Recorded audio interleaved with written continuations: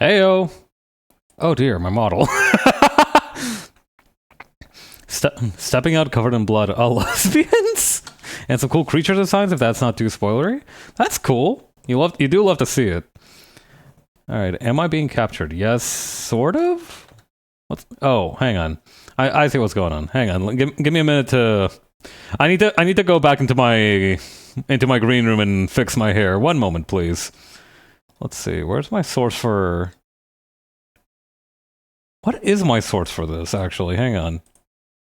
Wait, what... Is this it? Paps Ghost. Yeah, no. Oh, hi, Grand Blast. How you doing? I need to find my... Hang on, which... Oh, there it is. PNG Tuber Plus. Here we go. Okay. Gotta get rid of this for a second. Open...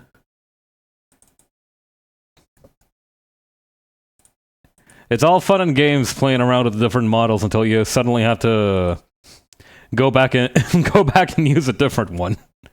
All right, we should be good. We should be good now. We should be a-okay. But yeah, good to know that you had a good time. Anyway, today's agenda. We're gonna be drawing something based on this. I didn't take a close look at this. I was more looking for like just fashionable duo poses when I found this reference. Is that a bok choy themed shirt? Oh, nice to meet you too, Mr. Shins.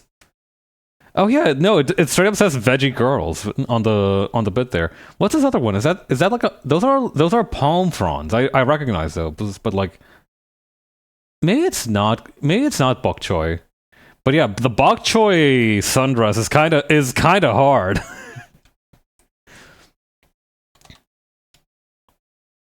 But yeah, we're going to be using this as a reference for the pose. My style. Honestly, listen. It's so strange because like instinctually you're like, well, surely if you wear like a shirt with your favorite food on it, that must come off as a little strange. But I actually own a Kikoman t-shirt, like a t-shirt with a logo for the soy sauce brand Kikoman, and it is one of my favorite pieces of clothing. Sad, guess you'll have to be the bok choy model. God. They had to draw lots. Whoever lost didn't get to be the bok choy model. The edible tuber. I am surprised that more people haven't tried to do... Like, listen. I get that trying to market your entire brand off of a single bun that's like not that is like maybe somebody looks at it and goes, that's pretty funny, but then moves on. It's not a great idea, but I am surprised that more people who haven't taken advantage of the fact that tuber can also mean like edible plant that grows in the ground to make VTuber adoptables.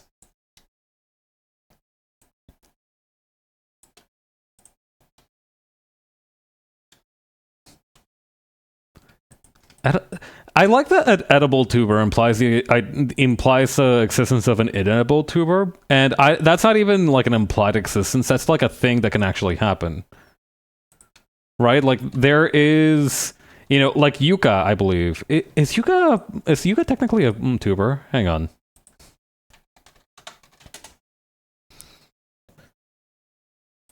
No, yucca is not a tuber. Okay, what qualifies as a tuber? What is a... Okay, a tuber is a particular storage organ in plants. If you look at how I label thumbnail layers, one might be inclined to think that I either love things that grow in the ground or brass instruments. Two very confused people showing up to a VTuber convention. One of them with like 5 different trumpets slung across their body in a bandolier, and the other one in a huge T-shirt that says "I heart russets." I'm sure they'd find something for them, but it's a little tough sometimes out there. Okay, potatoes are stem tubers. Okay. Root tubers. Freshly dug sweet potatoes. Okay. Huh. Bulbs. Is there like a list of edible tubers? Aren't you an edible tuber? I mean, okay, are we using the definition of tuber as like the potato thing, or are we just talking about like VTubers? Because you can eat me. I'm not gonna make it easy for you, but you can eat me. Also, I should probably introduce who exactly these characters are. So let's do that. The character on the right is called Jinsen, and the character on the left is called Marjoram. They are characters in a tabletop role-playing campaign that I've been playing with my buddy Ryan, Pearl, and Raph. And all three of them are my buddies, to clarify, not in no particular order. And it's pretty fun. Jinsen is my player character. Marjoram is a character that was introduced to the story later on. I really just wanted to draw these outfits from the Otsukare Summer music video because I thought they were insanely cute. They have a very early 2000s vibe that I really like. So we're going to be using that.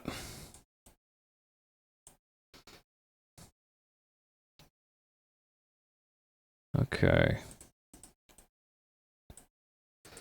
Oh yeah, also Jupiter, I guess you would be labeling your layers tuber a lot because you do V-Rate editing, right? I'm guessing that's maybe why? Or do you have some kind of lucrative VTuber labeling side gig that we're not aware of?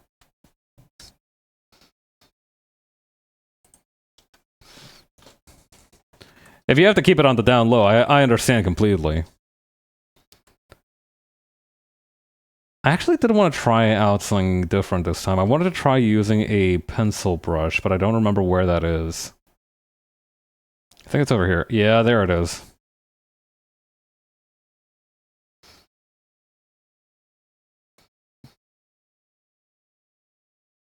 But yeah, I don't know. The thing, okay, edible tuber, right? The thing is, I don't think most people want to admit it, but they are very edible. Like, depending on what your definition of edible is, a lot of VTubers are edible. Like, maybe the inorganic ones, you know, the ones that are, like, robot-themed are well and truly inedible, but other than that, I think you do... You know, if you're organic to a major extent, unless you happen to be poisonous, right? I think poisonous is the one caveat to this. You know, actually no. Poisonous things are still edible, kinda, a little bit. You can eat poisonous things. You just shouldn't. Even Raph if you have the right tool. Yeah, no, you do have to get one of those, like, specialized oyster shucking kunai that they sell at, like, the harbor, but you can definitely get Raph. You know, edible Raph is more than possible.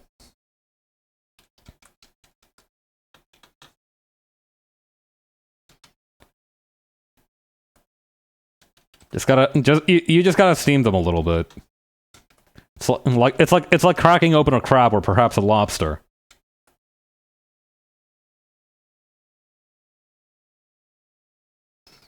Goes really good with biscuits if you know what you're doing.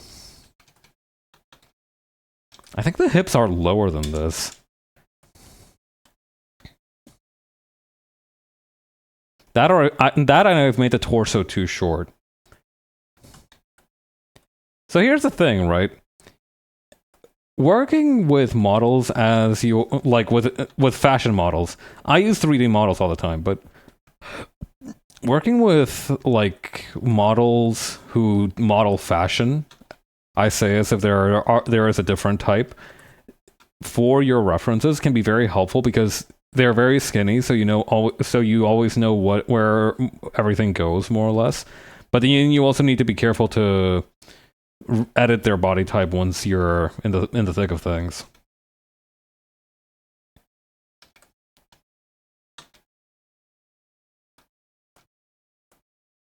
Or actually, these are fairly close. Definitely a little bit wider. I think Marjoram and I think Marjoram and Jinsen both trend toward the wider, but I think it's more or less correct.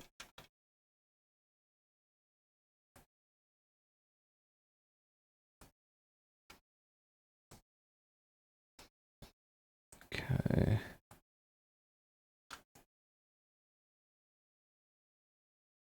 I also realized that I haven't decided who's gonna be on which part.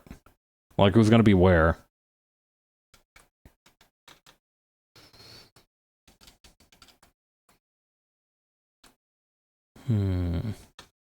Well, I'll figure it out or I won't.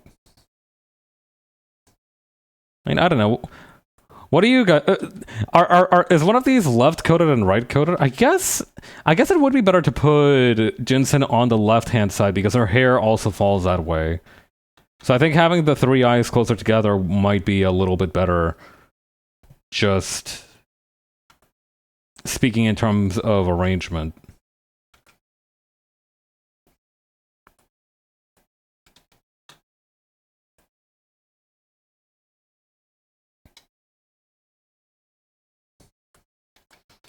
Okay, we'll do that then.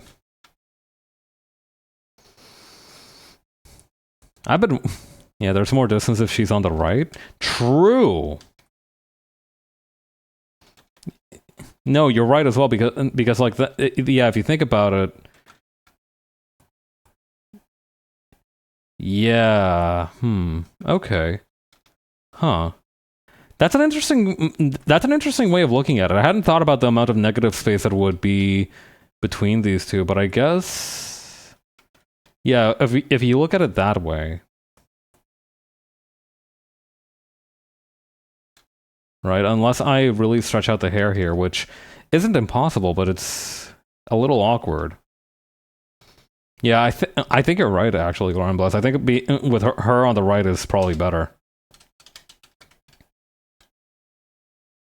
Also, I need to make this pelvis move a little bit. Me, guy who's about to invent dancing, I need to make this pelvis move a little bit.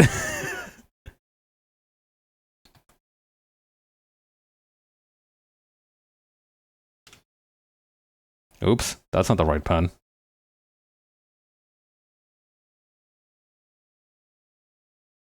Also, I did say that I was going to try and use pencil.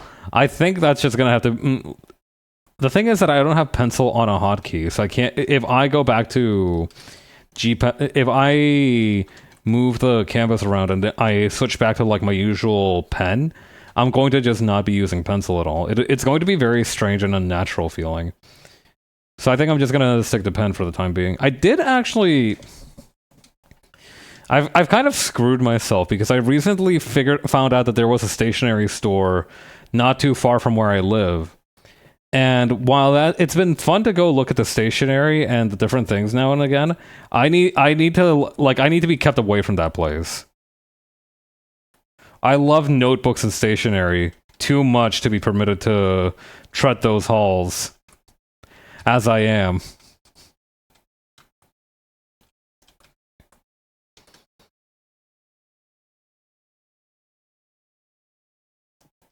Let's see. I don't know.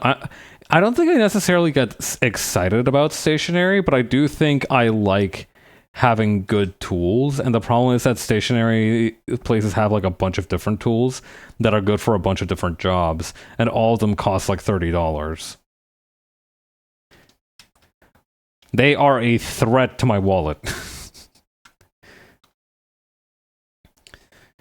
Today I was buying some notebooks to give to my family for as a gift for when I visit them during the holidays, and I was like, actually, you know what? I've been trying to. I was explaining this to the shopkeeper.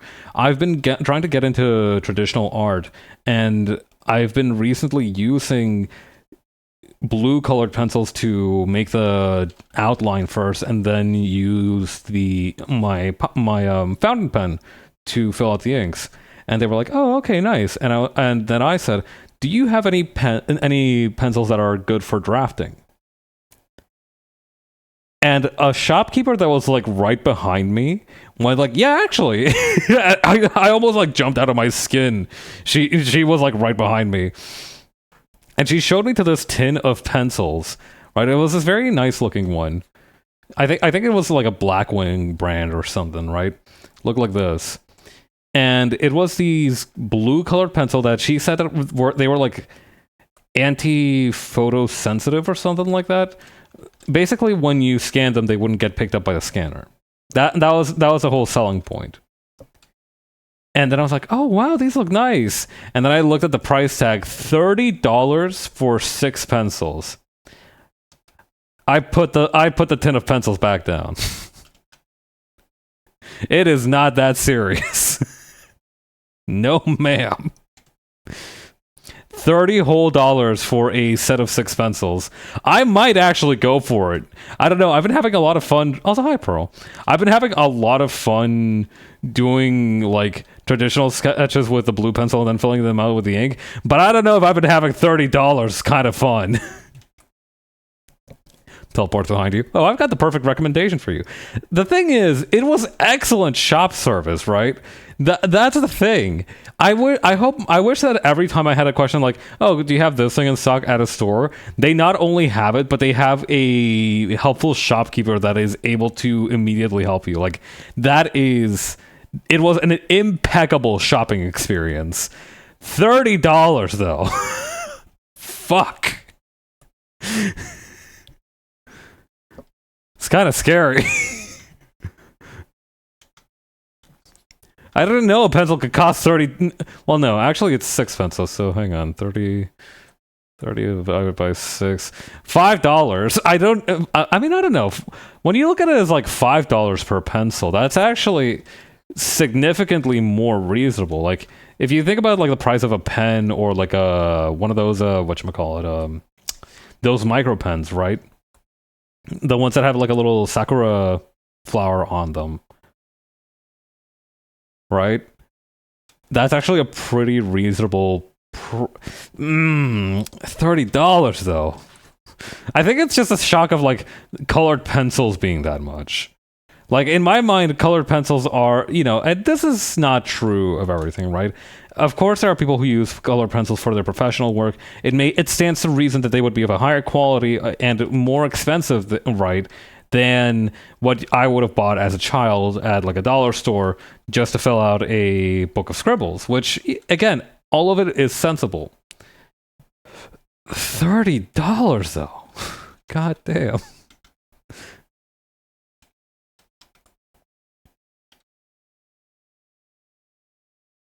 Then again, it's $30 in Canadian money, so our weak blue socialist money might not it probably translates to a lot less in your freedom units.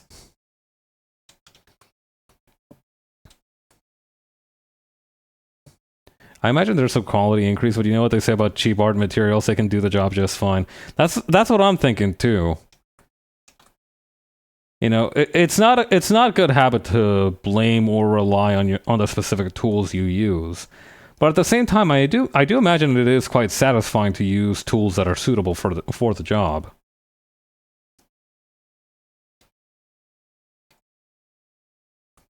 $30 though. That's been like the refrain in my head since I stepped out of that store. I am glad I went though. Like I said, lots of neat stuff, and I got some nice notebooks for my family as gifts for when I meet up with them later this year. So I'm fine with it.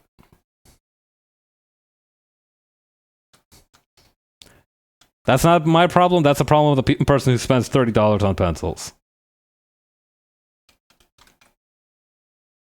Actually, I might make this a little bit smaller too. Hang on.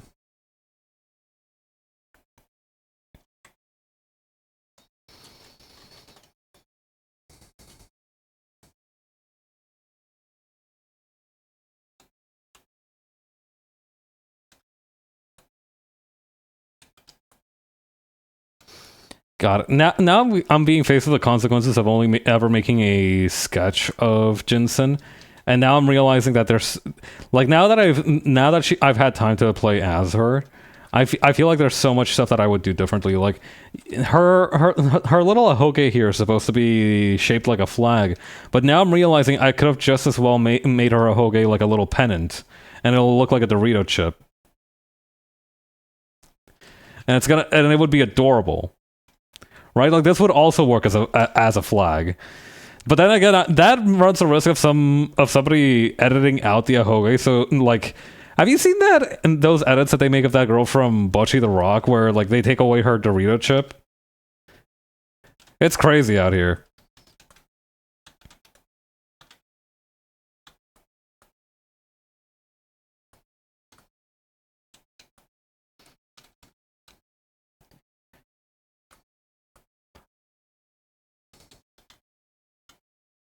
Okay, this is the part where I would actually be drawing the outfits, but maybe I should just finish up the hair on Marjoram and Jinsen first.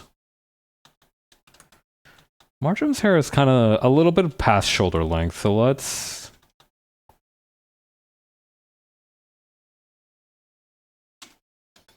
do that.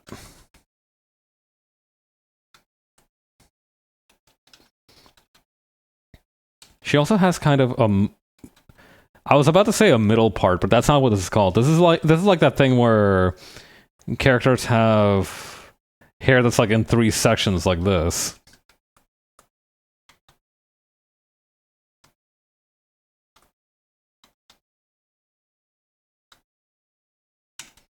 I'm gonna give her hair like that.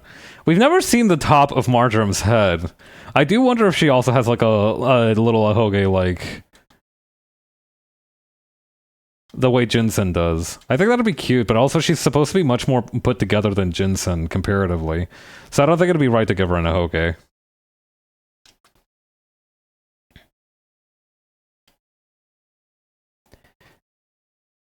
It is sad that like by definition ahoges are associated with like more goofy characters. Cuz like it literally means like idiot hair, right? And that can be taken in a lot of different ways, but but when you call something an idiot's hair, you're sending a pretty strong message for the connotations of what having one implies.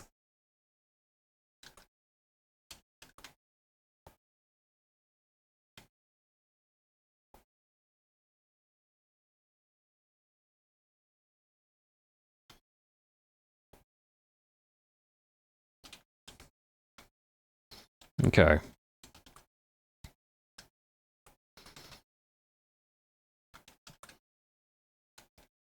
Marjorie's chin is also a little bit more squarish than Jinsen's is. I actually had to ask Ryan how old Marjoram is relatively to the rest of the cast because I wasn't sure if I would if like Marjoram's relationship to Jinsen is very much like she was her instructor, so I was wondering if like wait, does that mean like Marjoram's like way older than Jinsen? Like would I have to be drawing crow's feet on this woman? She's actually around the same age as another character in the story, Mixer, so that gave me a pretty good idea of like where she's at. Relatively speaking, I don't know how. The thing is, right? These are supposed to be like aliens that Ryan and I have been co-developing the background with. Oh, who are these characters? They're from a tabletop gaming campaign that I've been playing with Pearl, Ryan, and Raph.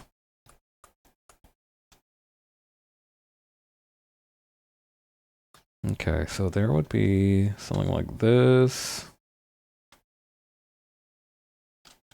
We kick things. That's right. It's using a tabletop gaming system called Panic at the Dojo. The human DNA affects their age appearance too is the main thing. Ah, I see. Also, hi Ryan. Yeah, no, it's a tabletop gaming system called Panic at the Dojo, which is fun. I could not, in good faith, recommend it given some of the hiccups that we've experienced with our time with it. But it's fine enough. Yeah, alien age doesn't matter as much. It's fine enough. It's like that JPEG of that dude from Fist of the North Star. As long as it works.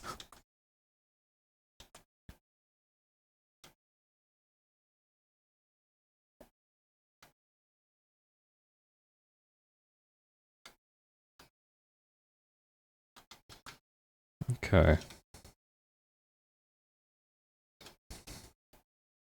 But yeah, it has a lot of interesting whatchamacallit mechanics. I really like the system that it uses where it has different stances that you build out of.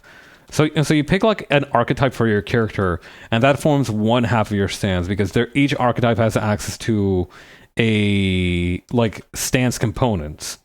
But then there's also a list of universal stance components, and use that as the second half of the stance. And that can lead to some interesting combinations, particularly if you think about like what that translates to from a mechanic perspective to a diegetic perspective. So, for example, when I was developing the final form, yeah, build your own class sort of deal.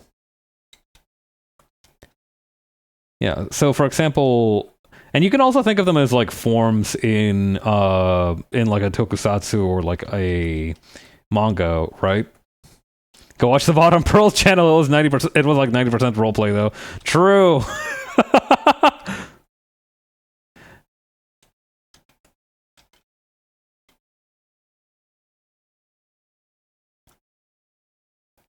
God. But yeah. So for example, when I was developing the final form stands for Jinsen here, one of the options, for example, was this one called like a Thorns component, right? Where what it did is that if you have a shield active, you can use a special technique using your action points per turn to basically consume that shield and cause damage to the enemy. But first of all, you either need a stance that can generate a shield, or you can try to use one of your class functions to generate a shield consistently. And trying to think about like, okay, what are the diegetic implications of that? So what would a shield be diegetically speaking? What does it mean that they kind of consume that shield? A lot of the answers to that question are, to me, very edgy, but you know, that could also be good. Edgy isn't bad necessarily.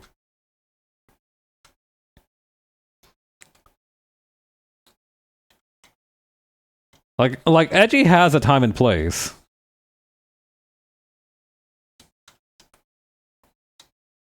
Mixer's final form is literal edge. Awesome.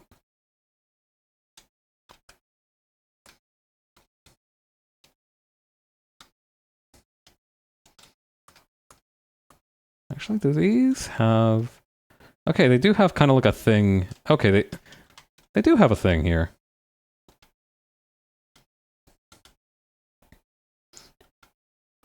Listen, a little bit of good-natured edge never hurt nobody. Like Shadow the Hedgehog. Shadow the Hedgehog is, I think, a really good example of like good-natured edge. It is dark and broody, but it's also trying to be fun. It's not trying to make it light of itself, but it's not letting itself get bogged down by those feelings either. It keeps everything moving while still having those elements. Most of the time I try to make the stances work thematically, but also Trooper may just have a flamethrower for no reason. Yeah. Good-natured hedge. Me as a gardener using my abilities to detect a hedge's nature. I do wonder if there are plants that like not necessarily that are evil, but plants that have like no, people will definitely form attachment to plants, even if plants can't form attachments to them. I used to have a rosemary sprig plant that I kept alive for like maybe a month or so during university. I probably could have kept it alive longer if I wasn't constantly eating rosemary bits from it. On the bright side, I had a pretty good iron during that time, so yeah. Apparently, rosemary is rich in iron for some reason.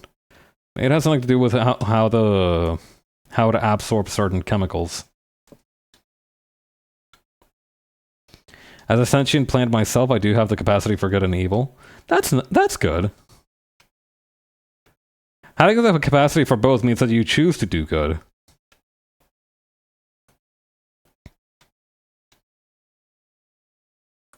Well, I mean, that's assuming you choose to do good. I guess if you choose to do evil, there's really no good about it. But that's still exercising your agency, so you can't be too mad about that.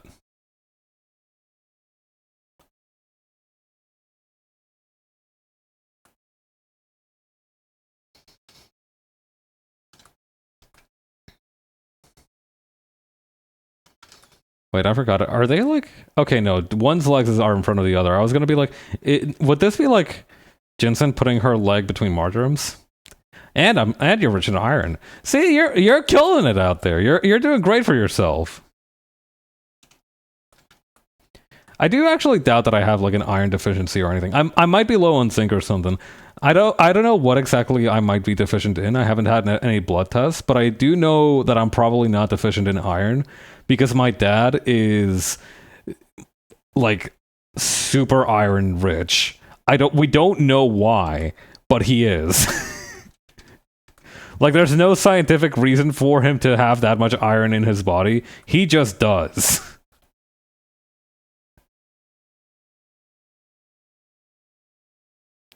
Inherited the steel soul, maybe. Like I said, I haven't actually done any blood tests. I should probably do a blood test at some point to see if I'm actually low on anything, or, I mean, I'm probably high on sodium. I know that. I know that much.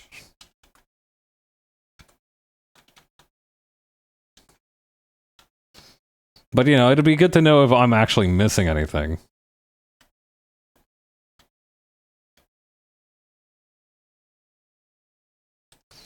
Also, Inheritor of the Steel Soul is a badass title.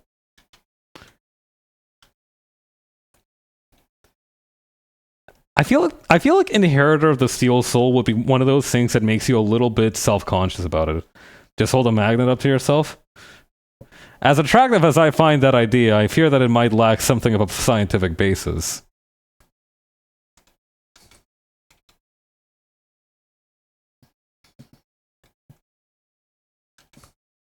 Let's see. Okay, we can probably use a slightly different color for Jensen.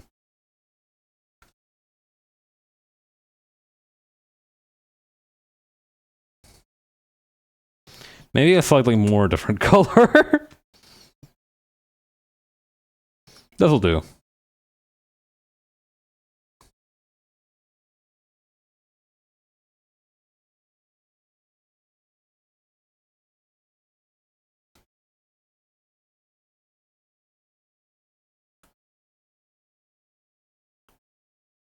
Okay, here we go.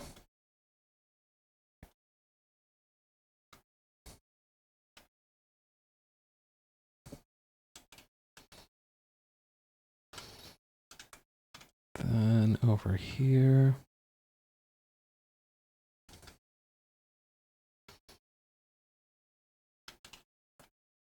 Oh yeah, I should probably... hang on. Let's see...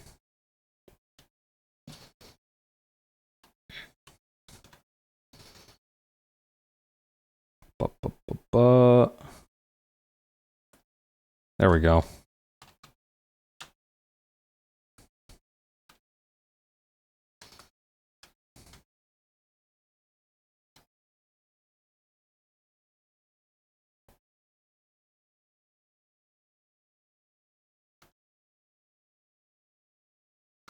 This one would have to be a little bit further back as well. This arm, I mean.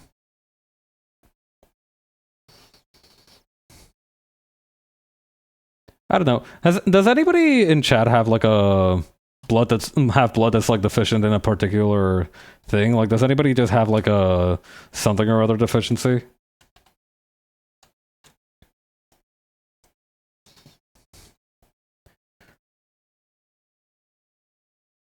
I'm pretty sure I don't have anything like that, but you know, it would be good to have reference for like what it would actually feel like.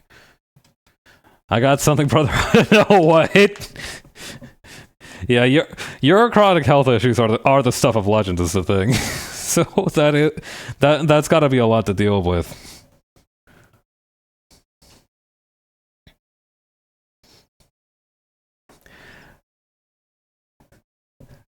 Actually, no, that is really helpful actually, because I'll know that if your posts are like getting hashtag relatable, that definitely means that something's up with me. Pearl, you are a real soldier for toughing it out like that. Granted, it's not like you have much choice, but you know, appreciation. I'm glad you still make the time to hang out with us.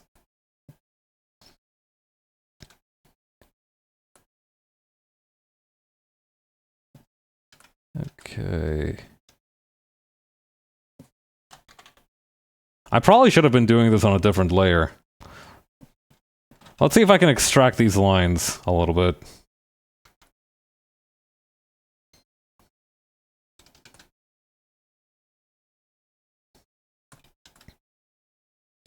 There we go.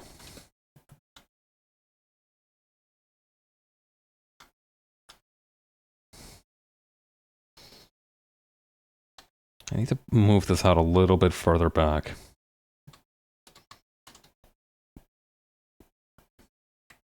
Is that not also... No, it isn't. I was...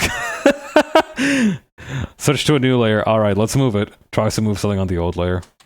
Oh shit, I also caught some of the wristband here. Alright, now we should be good. Yes. Perfect.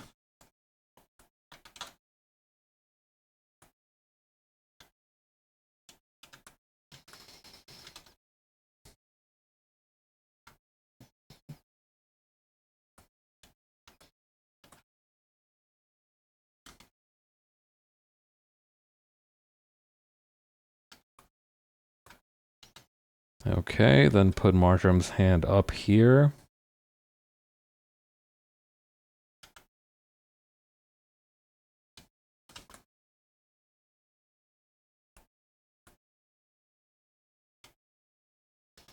Perfect.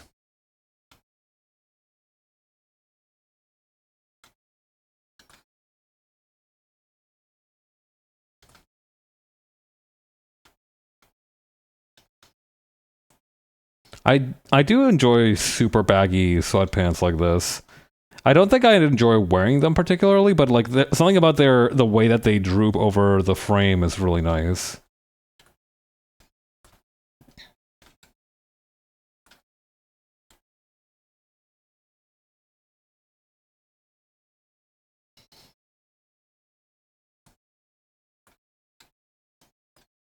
Also, I might just move this leg for Jinsen a little bit further out.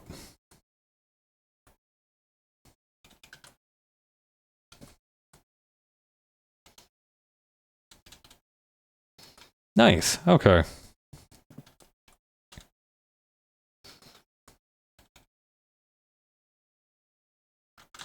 Actually, can we see the eyebrows for these girls? Yeah, they're they have very small eyebrows. No, they're there for the most part.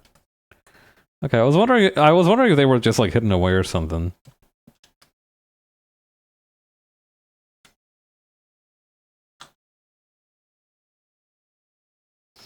I'm guessing that the dog tags and the charms on this girl. This girl has a character that looks like this on as her charm. I'm not sure if that's supposed to mean anything. I know because of JoJo that this one means like rumble or menacing or something like that. It's like an onomatopoeia. But I don't know if I should give something to Jinsen and... Oh, actually, wait, I need to add a choker for Jinsen too.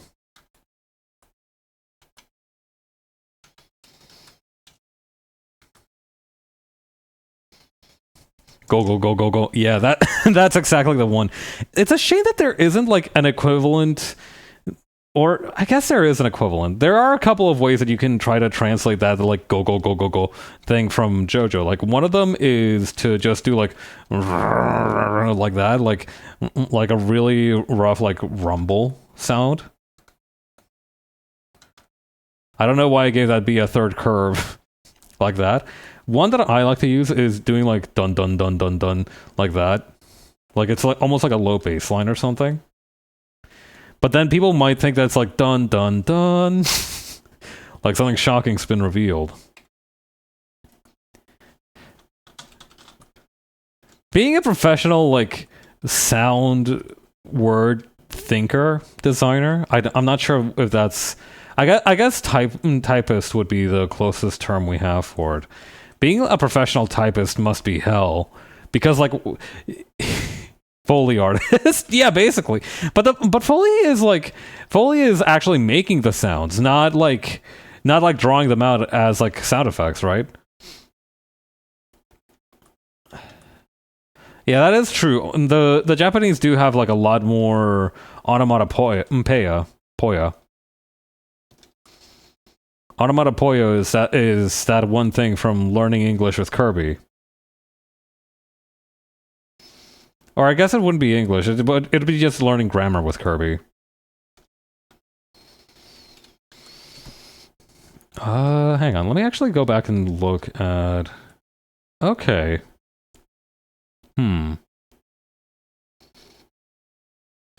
Okay, so I do think that Pavilion's charm is gonna look like the thing on her crest, so maybe like this.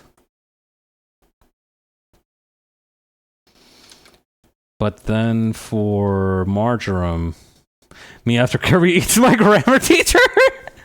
God. I love Kirby, but given like the specifics of my V2 persona, I can never ever be allowed to meet him. He would devour my highly nutritious ass in a matter of minutes.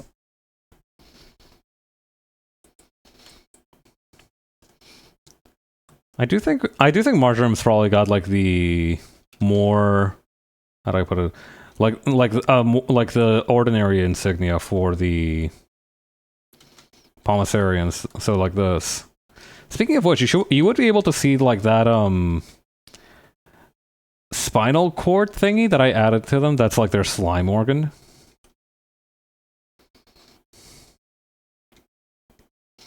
I love Kirby. Oh wait, no, you actually wouldn't be able to see them. They have their bellies covered. I hadn't even remembered that.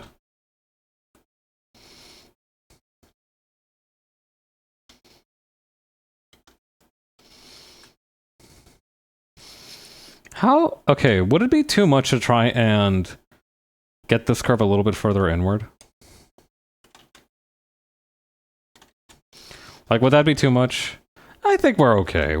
It's pushing it, but we're still okay.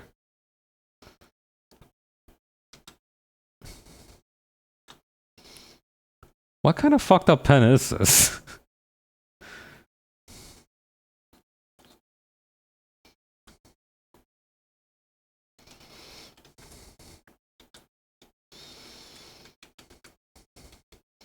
Actually, we also need to come up with their expressions. I don't know. What do the original models look like? They just have very... That very typical kind of like focused look that models have.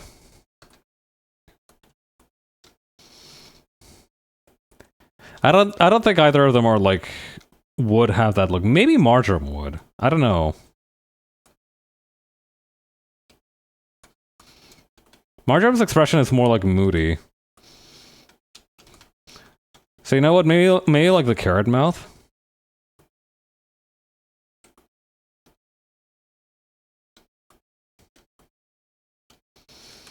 Something like that.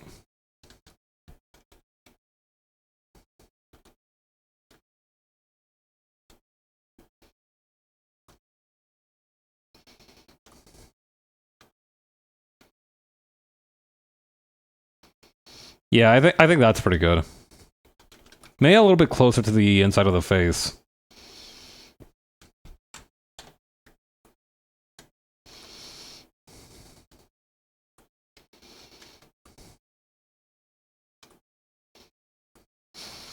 Actually, it is funny to think of them whether they have eyebrows or not. I don't know if this was supposed to be an eyebrow or if that's just like the hair lick going over her head. Marjoram has eyebrows though. We'll say they do have them. Or at least Marjoram does.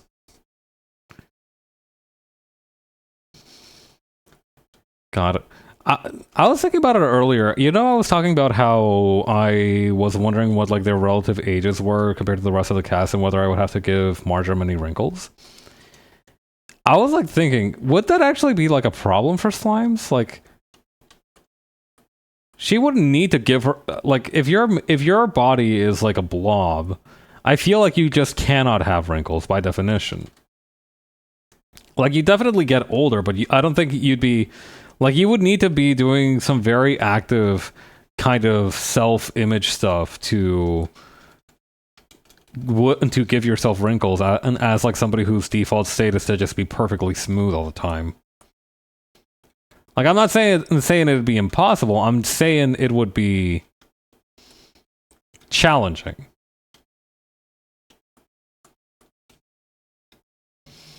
I imagine as long as they can stay moist, they can live for a while. Older Pomisarians probably need jello injection shots to stay alive.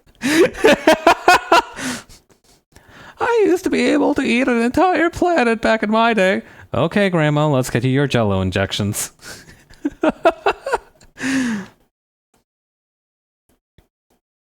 Kind of laughing myself sick at the idea of like the Pomisarians having like this like it is very different, I imagine, but it is also like very performatively where it would be funny to make it like just normal life on Earth.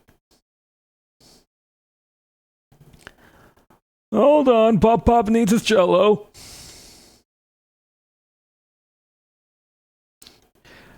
Like in some like that is the funniest idea. It is very kind of it would be very Douglas Adams-y to make it so that like all of the banal, boring ass bullshit from Earth is still like a thing in Pomisarian society. Like the only like for the most part, the only difference is that they are just like slimes and also just eat everything.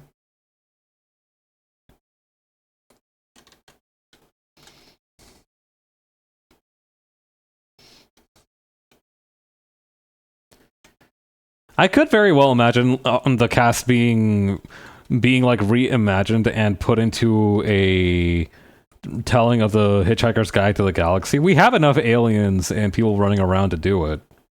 The Hitchhiker's Guide to the Galaxy doesn't have that many characters. It would be feasible.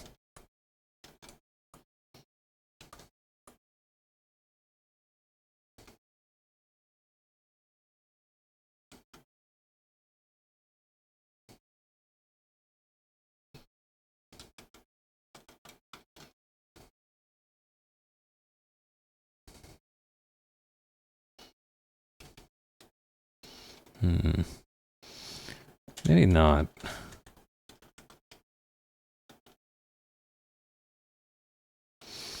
Trying to figure out the right mouth shape for this. Like, I'm trying to picture this from the front on, but it's a little bit tough.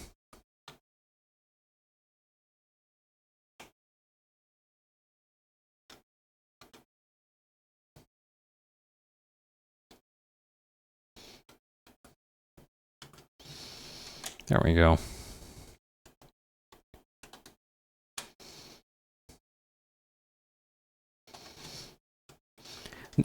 Thinking about Jello shots now. I'm remembering that bit from Aliens versus Monsters where the slime guy gets scandalized by like a cup of Jello, and he like takes it with him one time. I do wonder if any Pomisarians might develop like some kind of paraphilia towards some Earth foods.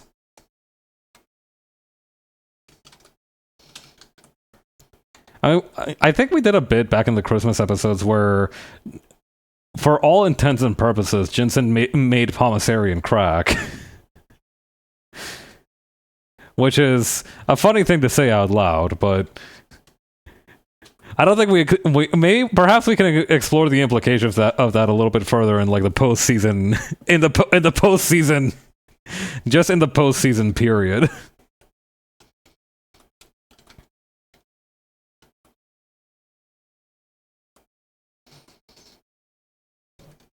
It's also really funny because I think like Gav was airing at the time was actually airing at the time, so the whole thing of like the dark confections was also a thing at the time.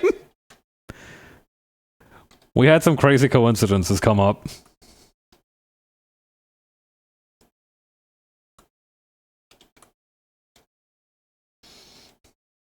Stole the stomach company's whole flow.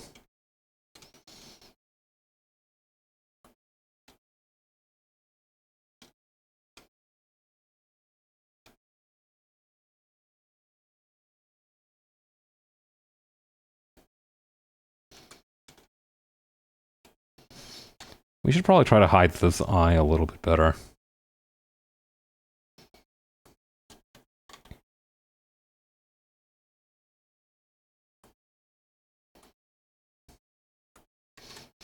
Perfect. Did I actually make any specifics about her eye? No, not really. Although maybe I can transform the mouth a little bit. Could a Polycerian be turned into a dark snack? You wouldn't even need like the plastic cutout technology they have. You could probably just like desiccate them. You could probably like put them in and throw them into like one of those fruit dehydrators and they come out like fruit leather.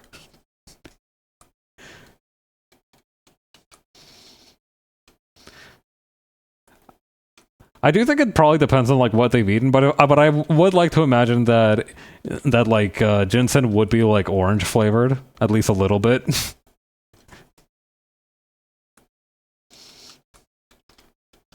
She tastes orange, but she also tastes like artificial orange. She tastes like Fanta.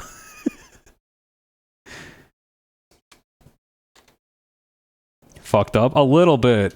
I mean, you don't have to throw the whole thing in there. You could just like, you know, you could just like go to like a Polycerian barber's, grab a clipping of Polycerian, you know, quote unquote hair, and then just use that. You don't have to use the whole Polycerian. I mean, it's kind of wasteful. If you've got just some of the goop lying around, it would be wasteful to not use all of it. But you know, you don't have to. You can leave enough to bury.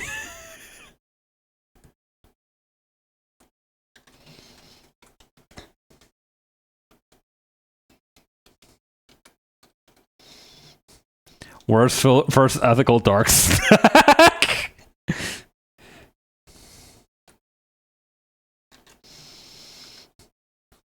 In the sequel series, we should just have an alien race that you can bake into granola bars.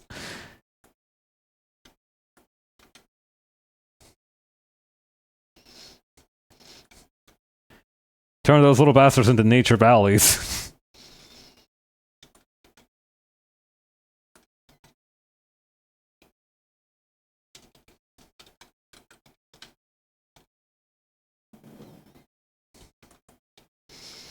Should I give her like a cat mouth? That does look really cute for her, it's a thing. Oh wait, actually, since Marjoram has like the inverted carrot mouth, maybe she... Yeah, just like a... Well, no. Marjoram would just have like a normal carrot mouth.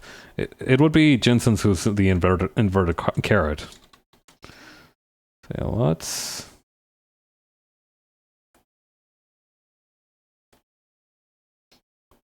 I don't know. I want it to be clear that the reason Marjoram is making this face isn't because she hates the outfit, but because she just has like a greater distaste for the world in general, I feel.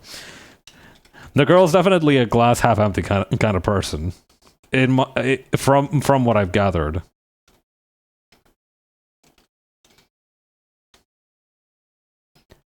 Actually, we could probably just nerf the... Hang on.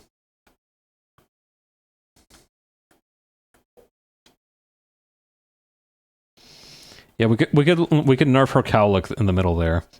Gets her ass beat once. Well, it's a C for me. God, that was really funny.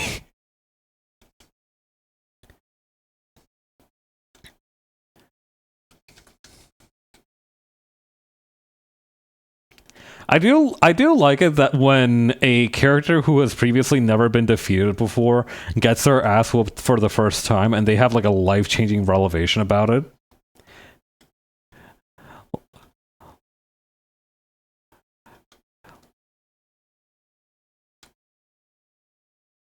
That like a life-changing revelation or like a complete crash out. Both are really good outcomes.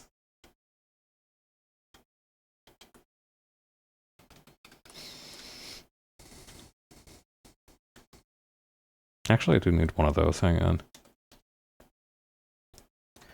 I don't know. I don't know why I like the idea of it happening, but I just find it very appealing. All right, so let's see. Tonal correction, brightness and contrast. Bump up the contrast quite a bit. Tone down the brightness significantly. Yeah, that'll do. That'll do.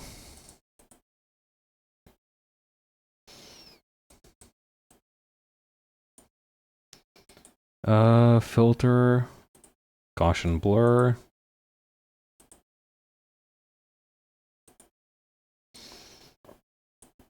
Perfect. You probably won't need the rest of these until we get into the coloring stage, so we can leave those alone.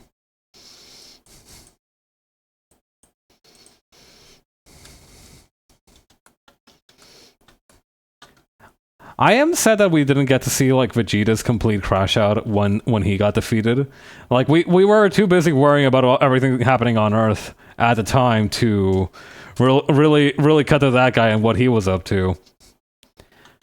But it would have been really funny if, like, after Goku beat him the first time, he would just be like, and he did kind of get this a little bit when he unlocked Super Saiyan, right? But I'm saying like in the immediate aftermath, an ass whooping so bad that he really had to sit back and reconsider his life choices.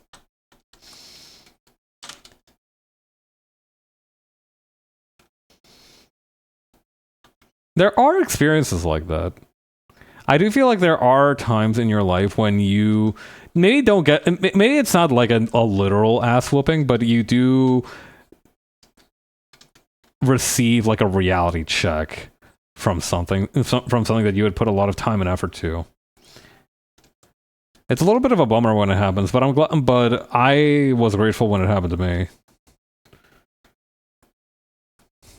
I think I have a tendency to get carried away from time to time, so having that to pull me back in was really good. I should probably flip my canvas to see if all this makes sense.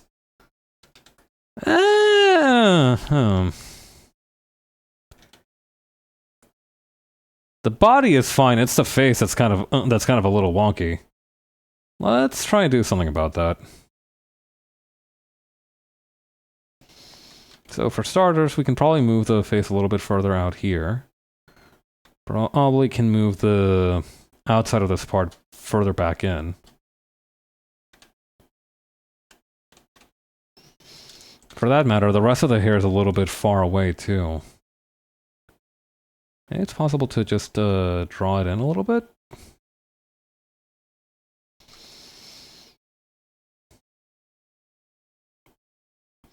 Also, I am happy to report that I have finally started my playthrough of Dead Rising 3 again. Or not again. I have started it. I started it last night. And let me tell you, Dead Rising 3 is great when you don't have some YouTuber in your ear telling you that it's dog shit.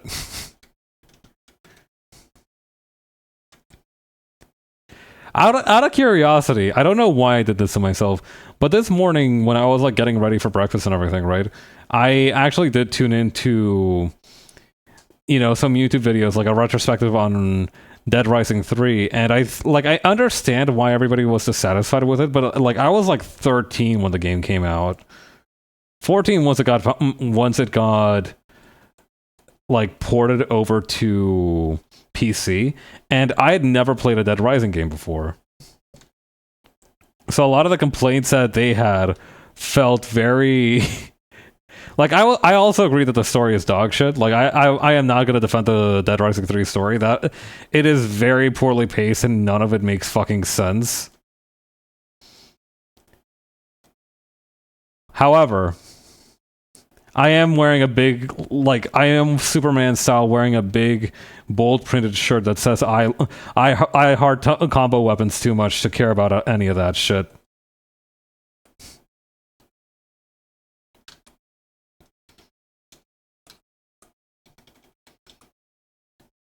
Yeah, see, this is why you flip the canvas. You gotta watch out for this shit.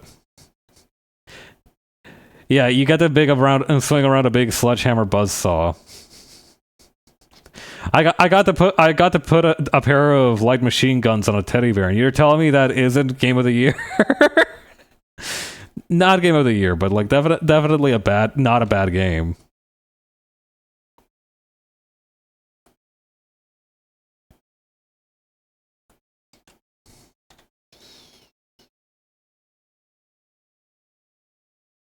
Okay, then move this over here.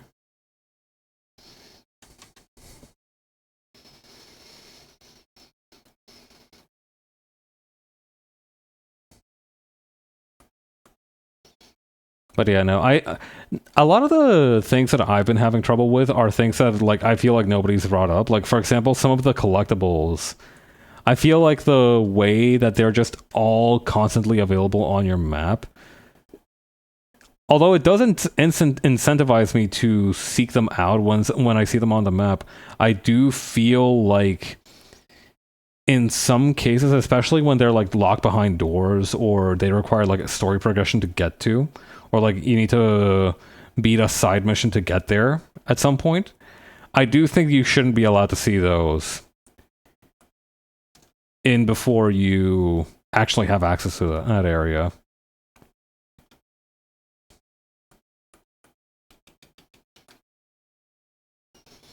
But other than that, I've been having a great time with it.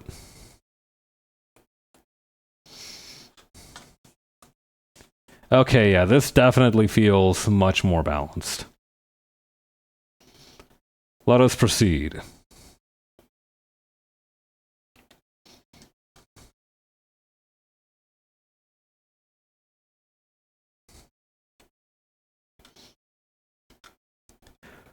Also, it's really funny that a lot of the reviews that I was watching were like, and they make like the big bad guy the U.S. military again, and I'm just like swinging one of those little party rattles, like, yeah, they made the U.S. military the bad guy again.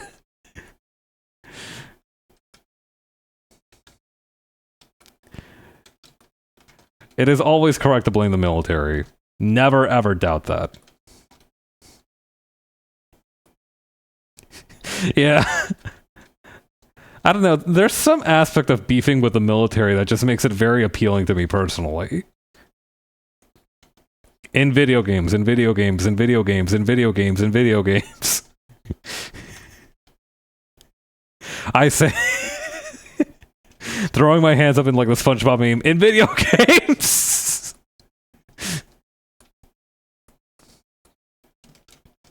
Imagining that if I hadn't done that, they would have done that shit from Fallout 2, where like you can crank call to Enclave, and they sent a helicopter hunt squad after your ass. God.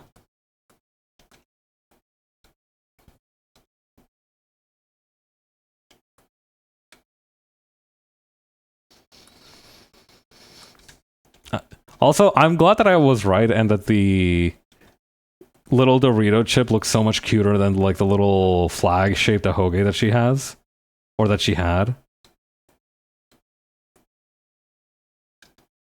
Or actually, wait, hang on. How far can I run with this? Could I like...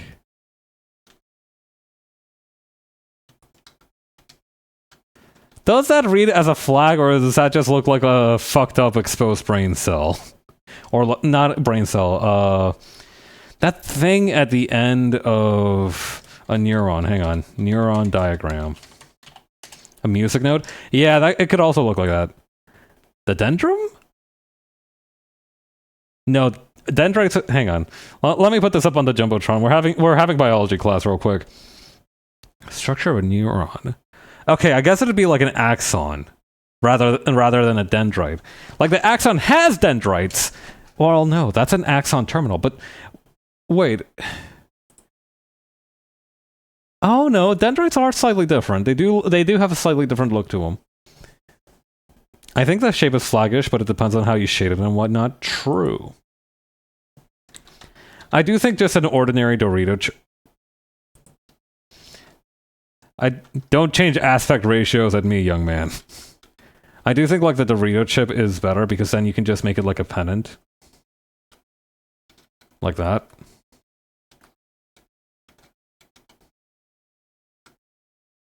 And that just also reads as a more ordinary, conventional, traditional ahoge. So I think that if it can read like that, I do think that's already doing the job that it needs to do. Like, if people pick up on that's a huge bonus. But other than that, but it doesn't need to be like a super obvious thing.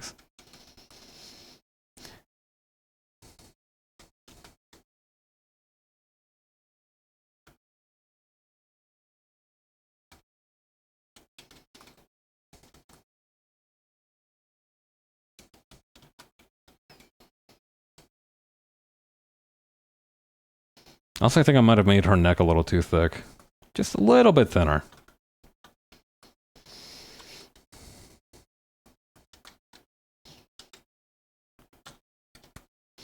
But yeah, I think having it as an Easter egg is probably a better choice than trying too hard to build the design around it. I think one guy who's like really good at like forcing a really, how do I put it? Do you ever look at a design and be like, okay, this looks really good from like a static angle. Now let's see what it looks like from like trying to express like a specific emotion or something. And like they try, but it doesn't really like get there. You know what I mean? Like a certain body language or something, it doesn't read quite as well on the design as like its like neutral pose from the concept sketches. It can happen. It's not fun when it happens, but it can happen. I think one person who's like really good at avoiding that is probably Eiichiro Oda, the guy that makes One Piece, because I feel like even though a lot of the expressions from One Piece are very cartoony, I think that helps it to warp a lot of like the more fucked up looking characters so that they can actually express and emote.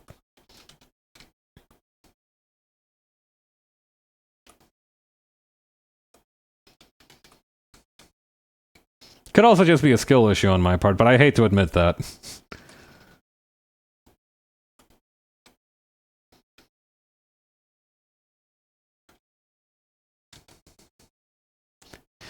Earlier today, because of a discussion in V's server, I was looking up like Spanish fighting game community terms, and a lot of them do just carry over wholesale from English.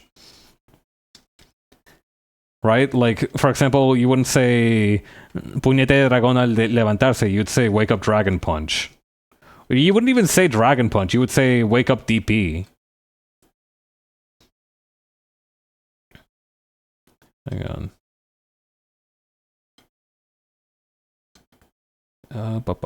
There we go.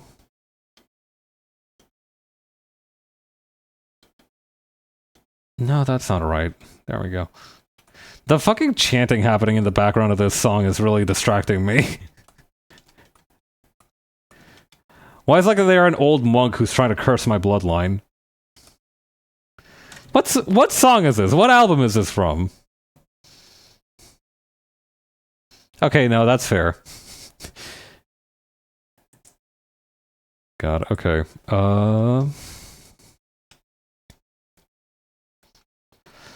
God, I do remember there's this one person on Tumblr who has like a very famously weird looking cat. And they posted a picture of a new cat that they got, which is like this thing called a Devon Rex, which is like this very fuzzy looking cat, but it's not very fuzzy as a baby. It's actually fairly hairless as like a juvenile cat. And like one time they posted a picture of the cat like looking down, right? To give you an idea. Like this is a cat that was looking down. And you could see like a bunch of like the head wrinkles on the top of its head. It was like it looked like Yujiro Hanma flexing his back. And the capture for that picture, I remember it well, was he is exposing his brain at me. Fucking awesome. I love that animals can look like fucking whatever. I like that baby birds look fucked up. I think it's unreasonable, but that baby birds should look like a smaller version of their fully realized grown selves.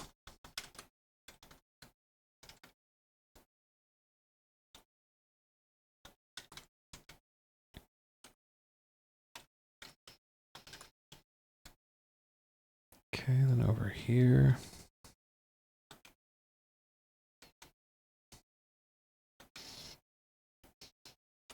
I don't know. Exposing your brain at someone kind of sounds fun. You know, you kind of hit that shit like an emote. You could make a whole thing out of it. Like I expose my brain at someone and the fucking taunt sound effects from Pizza Tower pops up. There's a name for that sound effect. I don't know what it is, and it bothers me that I have to associate it with Pizza Tower. Like, I swear to God I've heard that sound effect in another place before Pizza Tower existed.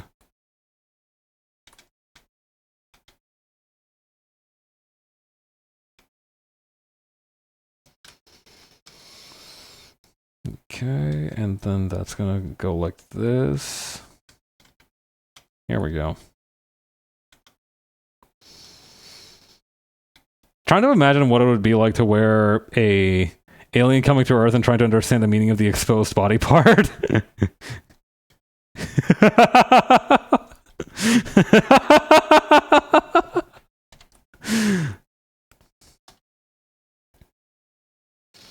I wish aliens. Nope. Gonna keep that one to myself. Anyway, yeah, like the aliens that can like expose their brains at each other and being like, I don't understand what. So how do you judge whether someone else is smarter or more intelligent than you, if not for exposing their brains? And the person's like, oh, you usually try to like listen to them talk, see how they behave, and like the alien goes like, oh, that sounds unfortunate. Okay, so exposing breasts is supposed to be flattering, I guess, and showing one's buttocks is rude, as is just one's middle finger. So what does the top of the head mean? The top of the head means you are bald.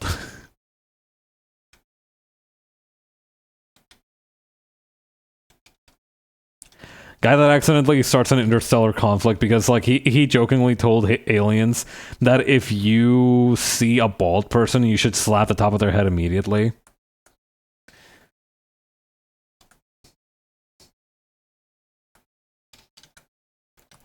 So all of his alien buddies are like, slap the bald ones, slap the bald ones. And the humans on Earth are like, they're attacking us! Why the fuck are they attacking us?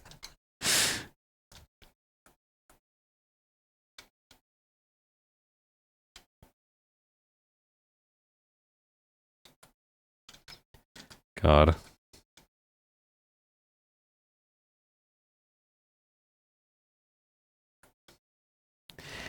Mr. President! And hitting the top of that thing like you're hitting a game-winning slam dunk. What's good, homeboy? Instant galactic war.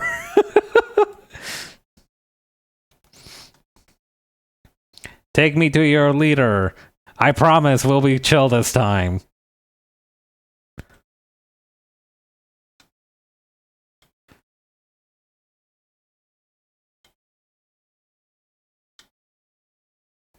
They start talking about, you know how like there's like this whole thing where there's this whole very kind of thing Japan phenomenon where they'll be like in Japan, where's that one tweet where it's like in Japan killing someone is disrespectful because it goes against the principle of like this word in Japanese, which means to live.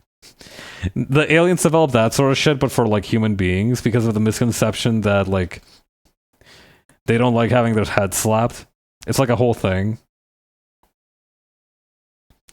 There's like threads and threads of alien discourse about it.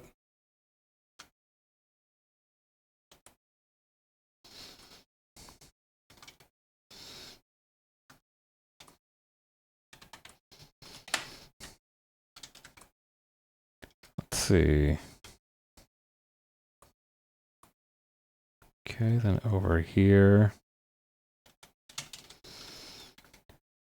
My new fear that's been unlocked from this conversation is that aliens are going to act as like especially annoying tourists if they ever come to visit Earth.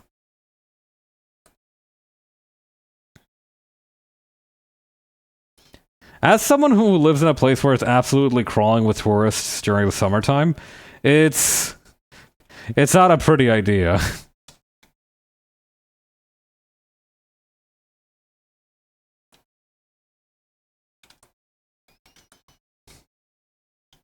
Oh well, we'll figure it out or we won't.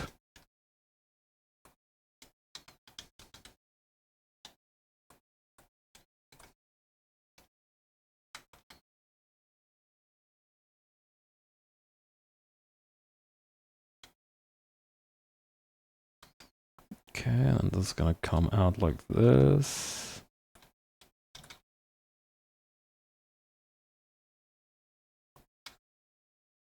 Alien that's thoroughly convinced that humans like the top of their head slapped tries to argue for it with other aliens, but it turns out it's just his boyfriend's kink.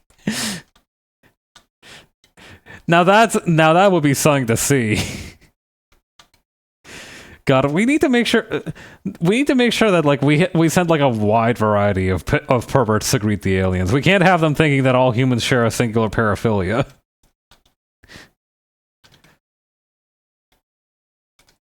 The consequences on future alien daters would be disastrous.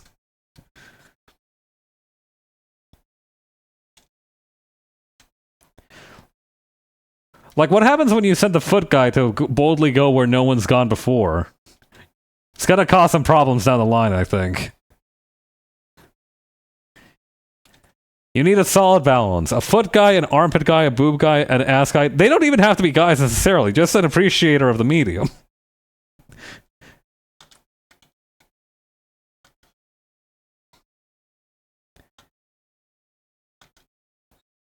What I am saying is that we do need like a crack team of a diverse variety of perverts in order to greet the aliens. I do think that's just how it's going to have to be for the best outcomes for all humanity.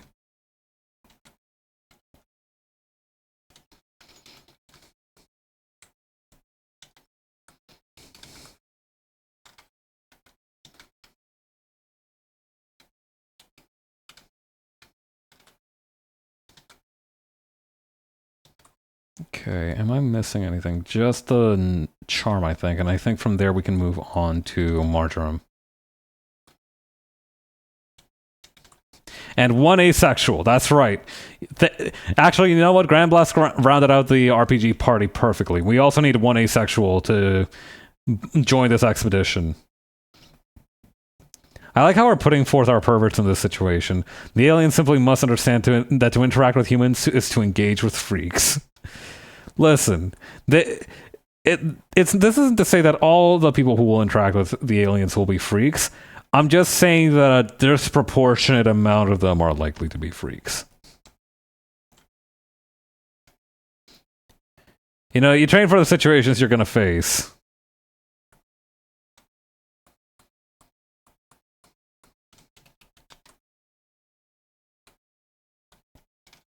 You train how you're going to play it. That's how the saying goes. Or no, how you train is how you play. That's how the saying goes. Okay, wait, no, but no, then, wait, we're doing the exact wrong thing by introducing them to perverts. If we only train them to interact with freaks, they're only going to interact with freaks.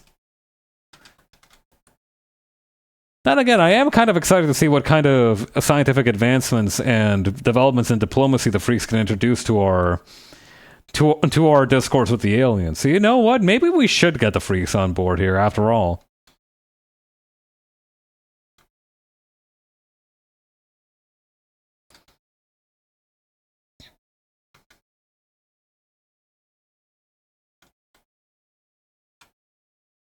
Speaking of alien life, I learned that the Spore collection is up for sale on GOG, and I have been walking on clouds all day knowing I'm gonna be able to get my hands on that shit.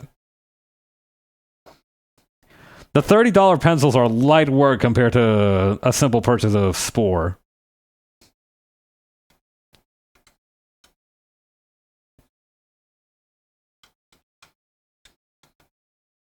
God, I love Spore. I love playing that game as a kid. I never managed to make it far past the space stage because I think because I didn't have as many directions, because the space stage is much more open compared to all the other stages. I think I struggled a lot with that vast openness. Potential intergalactic war postponed because the aliens are sitting for a lecture on pet play and in turn educating humans on Spore play means.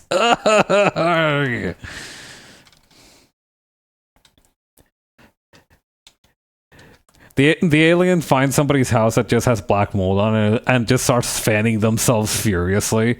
Like, damn, I didn't know these humans were chill like that. Didn't know the Earthlings knew how to party like this.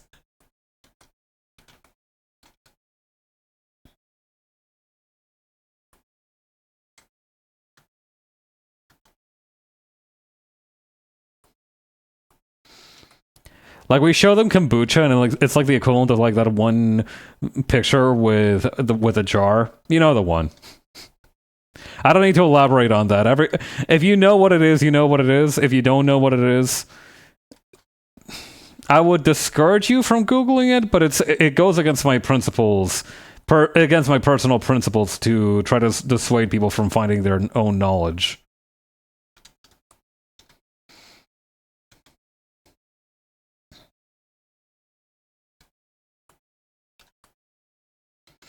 That's not something. That's not a journey I'm going to be able to send you on. That's one you're going to have to take for yourself.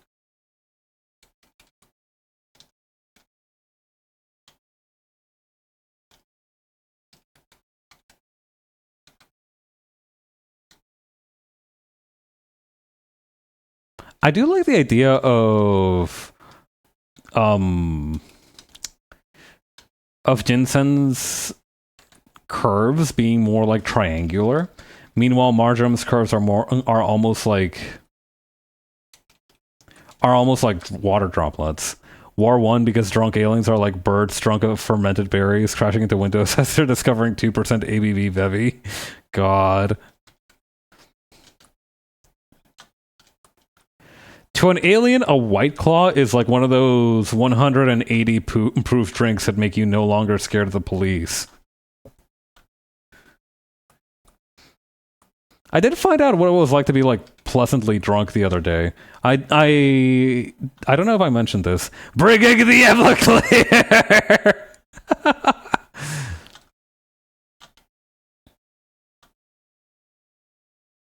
God.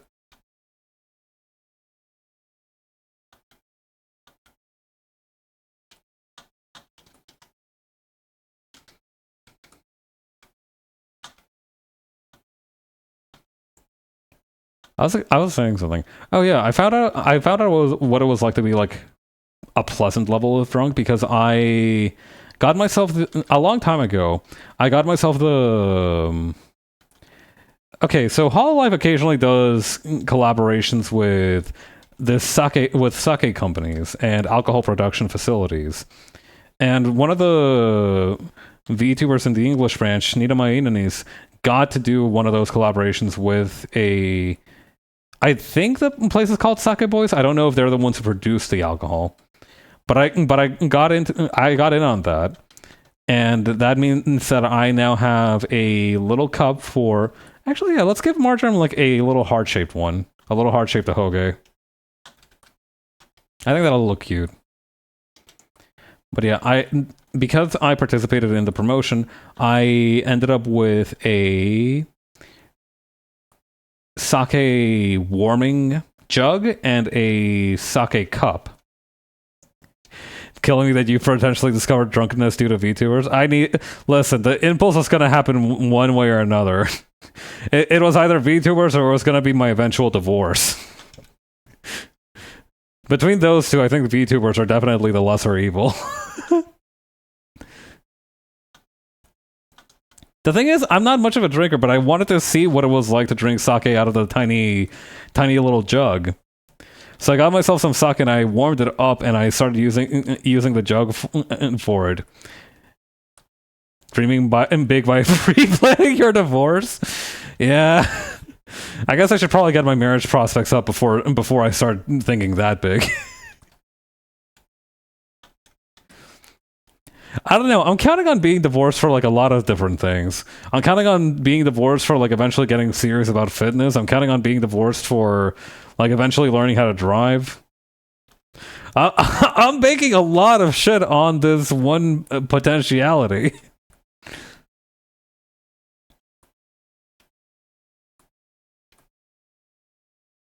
I don't know. I guess I'm hoping that bitterness is going to be a good motivator for me.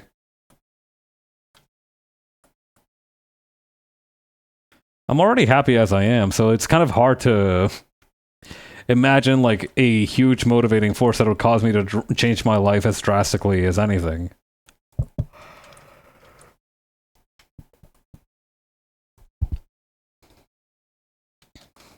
That's probably not normal, but it is what it is.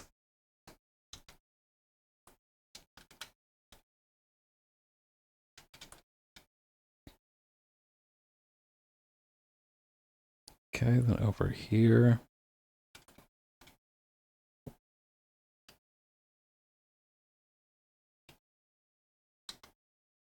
In a commissions cameo telling you to learn how to solve cancer. Why does everybody assume that just any old schmuck could be motivated to learn how to defeat cancer? I can't. I don't have the qualifications for that, Ina. I can't. It's gonna be really hard to pivot my life around like that, but I'll try. Shit. Learn for her. I'll try. I guess. I don't know how much I'm gonna be able to help. Feels like we've already got a lot of people working on that shit.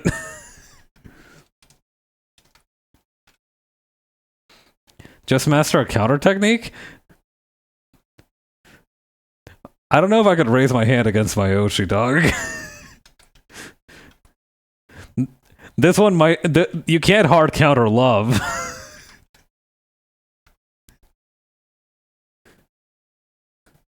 Or maybe you can. I don't know. I've never tried.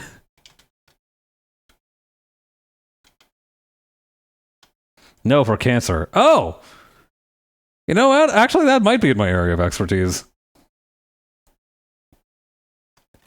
They're gonna draw my blood for that deficiencies test I was talking about, and they're gonna see my fucking phagocytes, fucking tiger dropping virus. This is the cure we're looking for at Villainy Inc. How to defeat friendship and love. The answer for both of those is playing the game of Monopoly.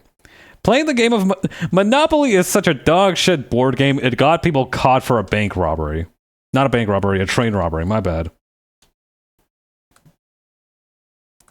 That's not even an exaggeration. I was reading up on train robberies the other day because I was curious about like their role as a Western plot. And I found out about a robbery that occurred on British territory that, and by British territory I do mean Britain. If you're rebranded as a villain, what would your angle be? I would definitely be some kind of underworld criminal kingpin, I think. That or like some kind of mercenary Tao type motherfucker. I don't think I've got what it takes to be like a supervillain. But I could definitely be like a more kind of grounded crook type villain, I think.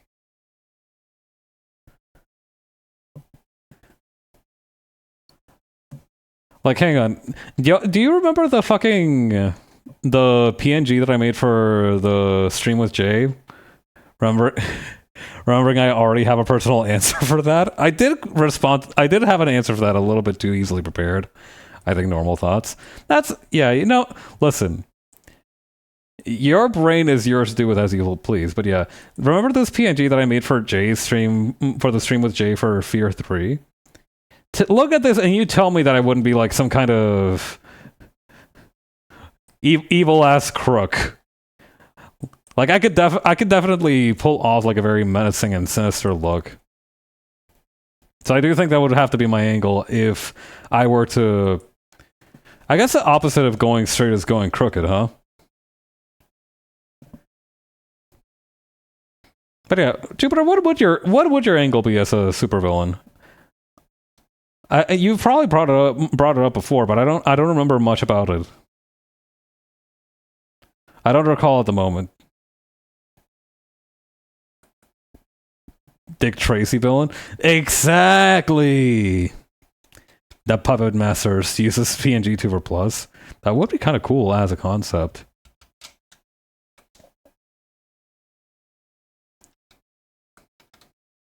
I did actually have... hang on. This, you know, in the spirit of talking about edginess earlier, hang on. Let me see if I still have it around as a whip. Oh yeah, here we go. There was this drawing that I did one time. I abandoned it during like the... I had the line art ready, right? But I had like this idea of like...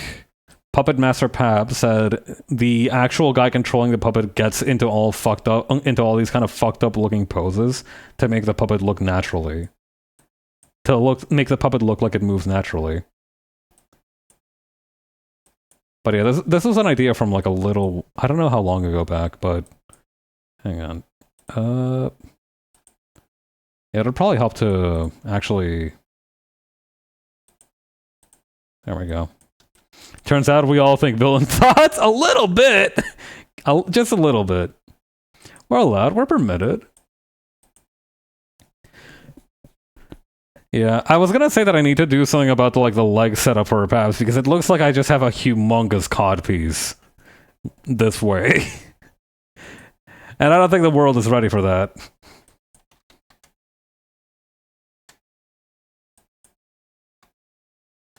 I should save my work.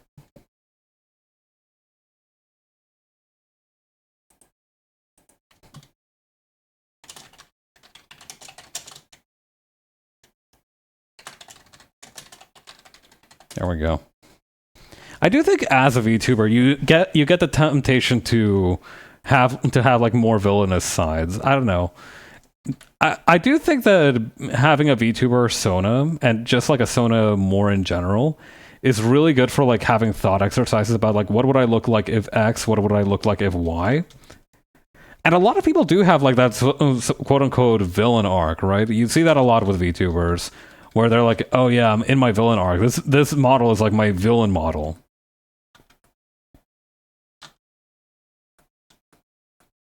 I don't know what that is supposed to say about like VTubers more generally. I don't think it says anything at all because like I think you can't ever really judge a VTubing trend on like what it says on VTubers as a whole because what happens is that somebody will do something cool and a bunch of other people will be like, that is cool, and then they'll also do it. So it's hard to, it says more when somebody abstains from a specific trend than what it says from them participating in it. For example, the fact that I haven't participated in that 10 games to get to know me shit means that I love nothing. I'm just kidding. I was thinking about doing one, but I feel like I don't really want to participate this time around. I don't know. I can't explain why, but I don't want to do that. This happens sometimes where I will see like some kind of trend happening and I'll be like, I want to participate in that, but I don't really want to post it. Like I'd like to think about it, but I don't want to. I think that's a better way of saying it.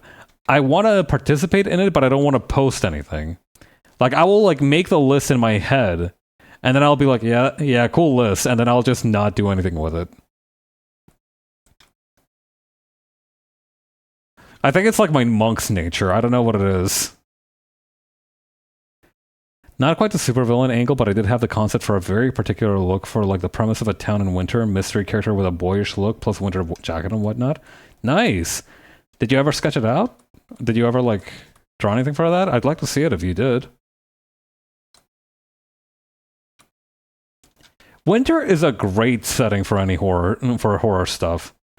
Like, you run dangerously close to having your movie associated with Christmas. Noble Dople.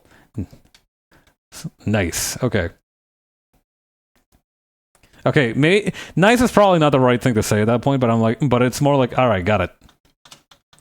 We're all saying I want to be evil under our breath.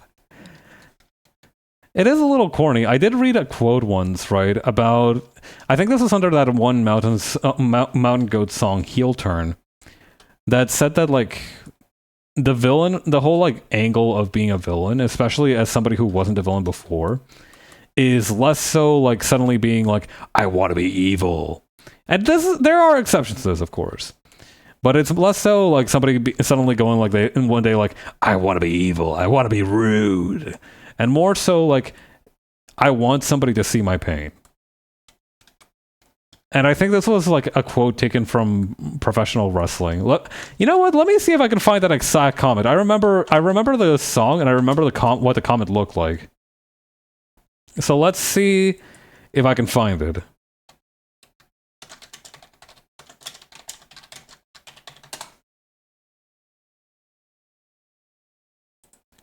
Jordan Lake Sessions. Here we go. Fuck yeah. I love my brain. I love that I know how to do this. Check this shit out.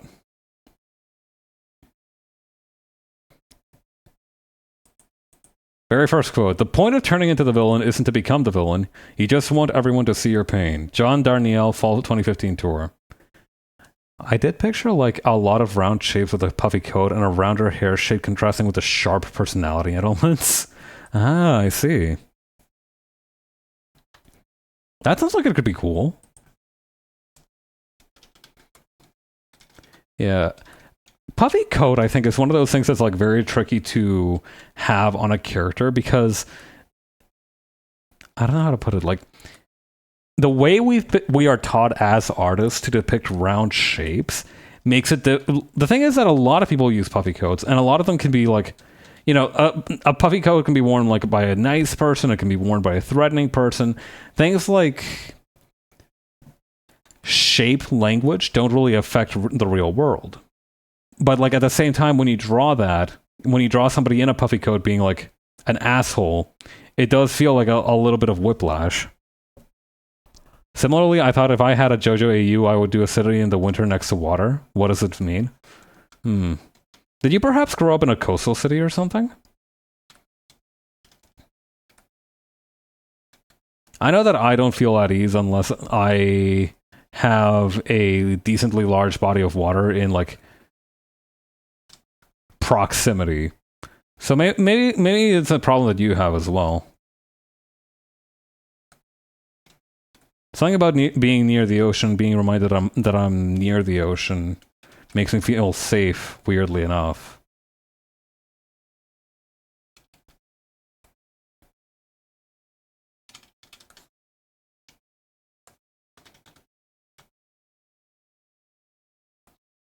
It also could just mean that you really enjoy the winter. Which isn't that strange. Lots of people like the winter.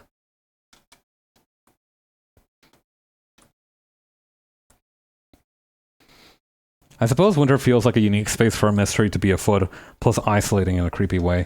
No, I definitely have noticed my mood getting a little bit sourer with turning of the seasons. Like a couple of days ago, I just felt really crummy, and I wasn't able to pinpoint why. But then I was like, oh right, the sun sets at like 6 o'clock now, and you know there's your answer.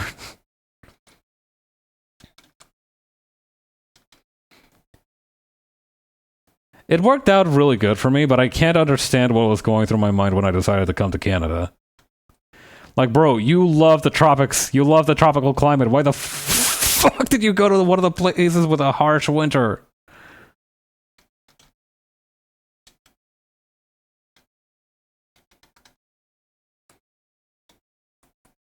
But I get what you mean with like the winter feeling like a unique space for a mystery to be afoot.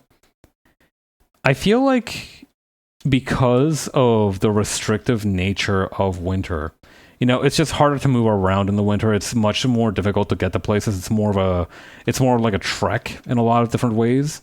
I do feel like I understand what you mean by how it feels isolating. Like you just don't want to go outside. You want to like be in the privacy of your own home. You want to not really interact with people too much. I mean, that also depends on your lived experiences, though, because I do imagine for a lot of people, winter is like prime kin-keeping activity time. You know, planning a Christmas holiday, spending time with family, etc.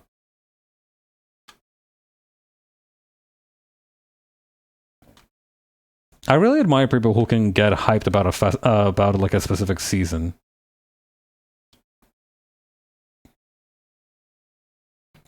I don't think I've ever considered a supervillain angle, but since I talked about bug powers before in chat, it would be funny to be the big bad and you make the hero have ants in their pants, literally. Fuck. I think this is what that web novel Worm was about.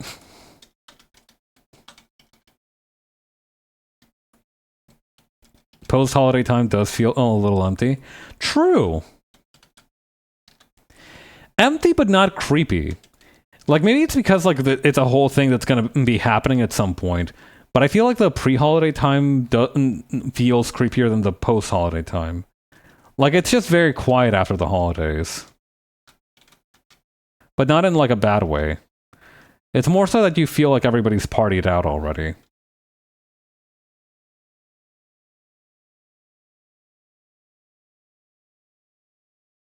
But yeah, those first few weeks of January sure are uneventful. Well, for most people. I imagine that for others, they're actually quite the busy time of year. Chinese New Year horror goes hard. Fuck. Yeah, like trying to like chase like some kind of horrible demon or a vampire or some shit through like through a festival in full swing. That would be fucking awesome. Not spooky, not particularly spooky, but I could see it.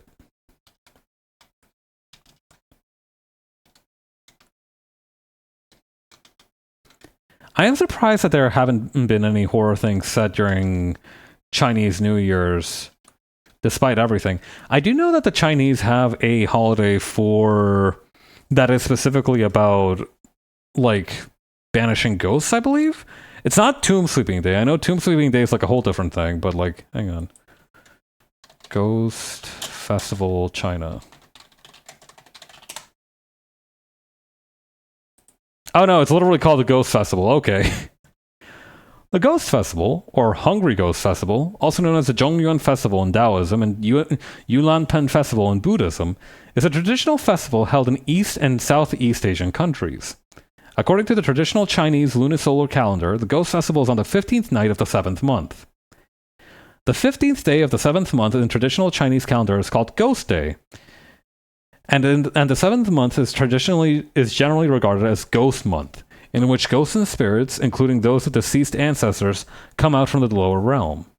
Distinct from the Qingming Festival, or Tomb Sleeping Day in spring, and Double Ninth Festival in autumn, in which the living descendants pay homage to their deceased ancestors, during ghost festivals, the deceased are believed to visit the living. Oh yeah, like the whole festival is covered in red, but some of it is a different kind of red.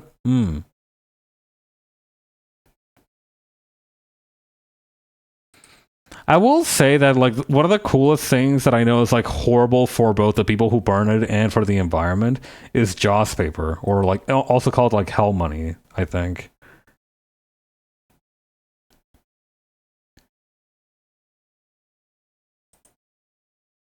Like it's this paper that you burn as part of a festival, and it looks really cool. Like the symbolism of it is really interesting. Puppet Master Artist VTuber is a fun evil angle, I will say. True. Like there is that one guy from Holostars, Octavio, I believe, who has that kind of angle going for him. He does have like the kind of puppet, not pup. No, he's like a puppet and also the puppet master, which is a little bit strange. I don't know if that's a. I didn't know we were allowed to move like that, but I do think like the context of just how VTubing works and the precepts and ideas of a puppet master. Like I remember when I was telling my parents about like what VTubers are, you know, when it came up in conversation, I literally told them, imagine like a marionette being a bit mid-ranking boss in a company. Like, God, that's real as hell, though.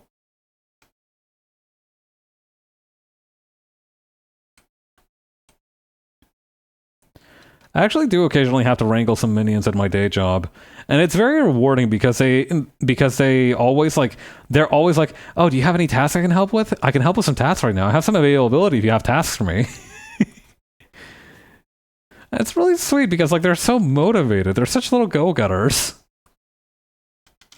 It's really cute. They will be broken in time. But not yet.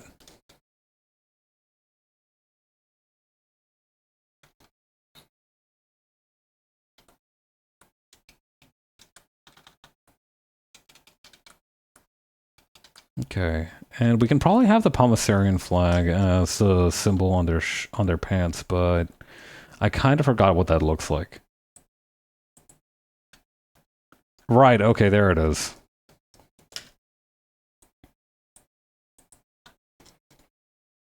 Okay, so it's almost like an inverted cross with...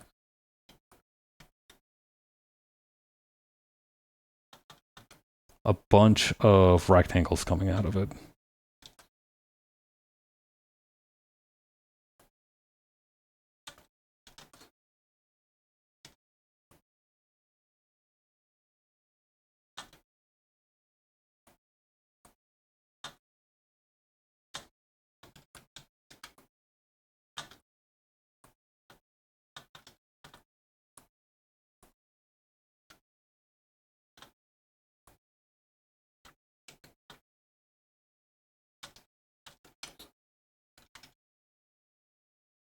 Okay, so there's one.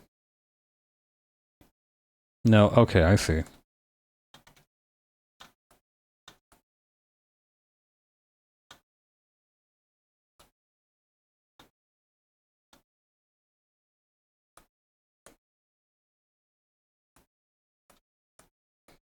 I don't know. I feel like being a mid-ranking boss, calling yourself a mid-ranking boss in a company does still have a lot of RPG connotations, it feels like.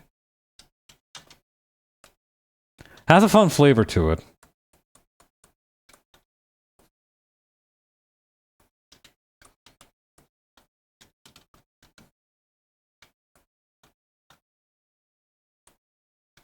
Okay, and now this one.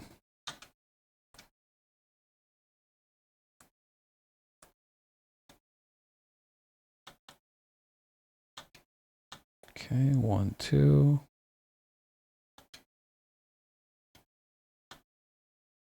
One, two. And here we go.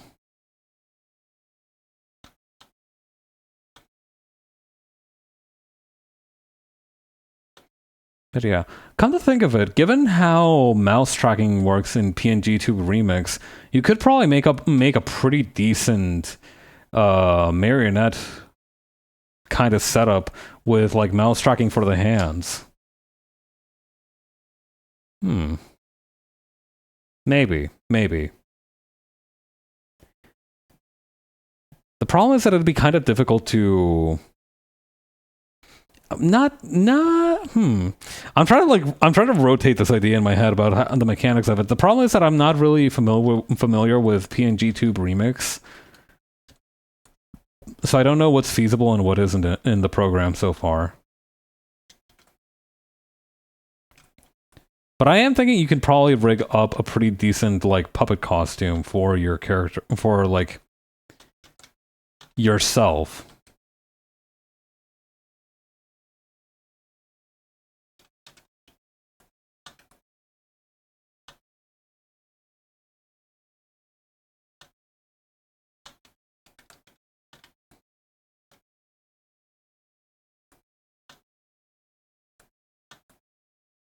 Okay, there we go.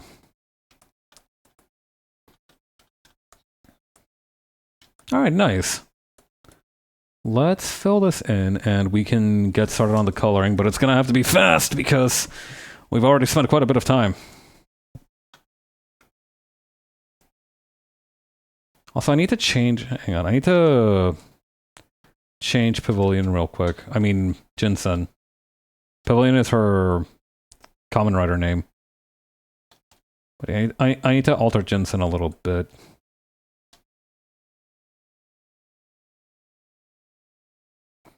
Her face is a little bit smaller than Marjorie's, and while I can make Marjorie's face a little bit smaller to compensate for it, I do want to have them on more or less the same level, because I really like how Marjorie's face turned out.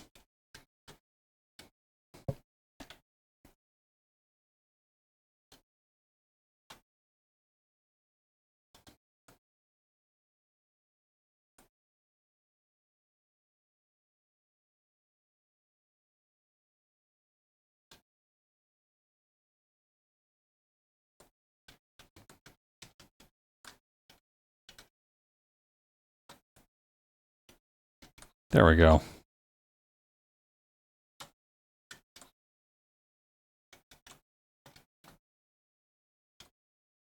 Actually, yeah, I'm also gonna have Jinsen look at Marjorie. I think that looks cuter. I also need to change the angle on some of these hair bits for Jinsen so that it doesn't look like it's just shadowing the outline of her hair like that. Alright, I think we should be good to get started on the colors for this.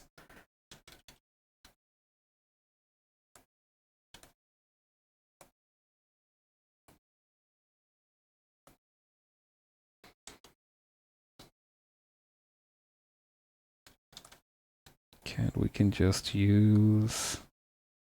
Now the thing is, I use this orange color as a base, and I'm not sure why, because only like 5%... Like, the arms and the face are the only part that's exposed.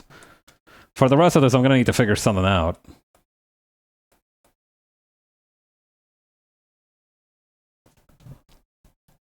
But we can work with this. So let's try this. So we'll use... You know, since this one's kind of more cheerful looking and this one's less cheerful looking, they usually have the identical expressions, but let's use the kind of color tone distribution for this one for Jinsen.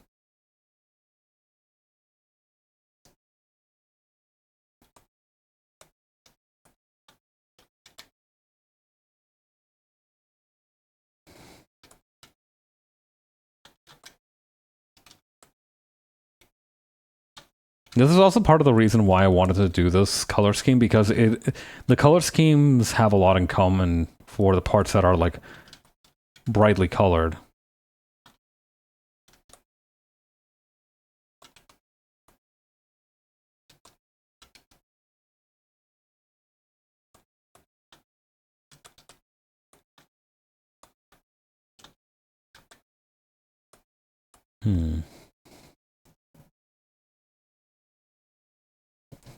Oh shit, we got another one of those, like... Check this out, check this out.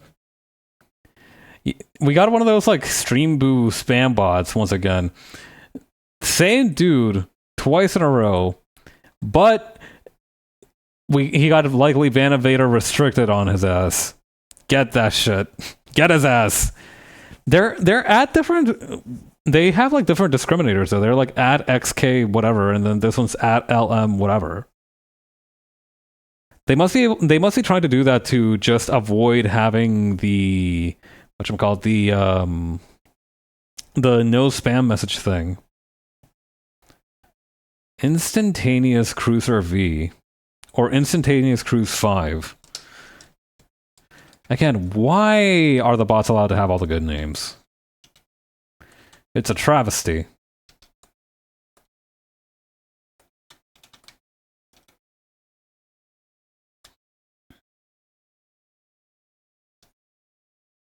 Oh, actually, I guess she does have a more bluish color in her color scheme, so let's use that. And then we can use this kind of more greenish for the inside of her top.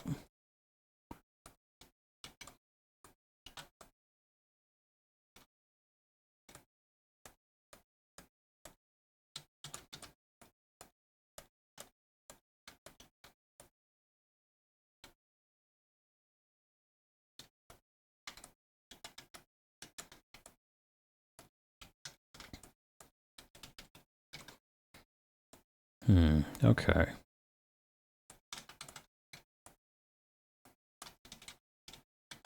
And then this one also has white armbands, so we can do that. Or I guess they're not armbands. They would be handbands, wouldn't they?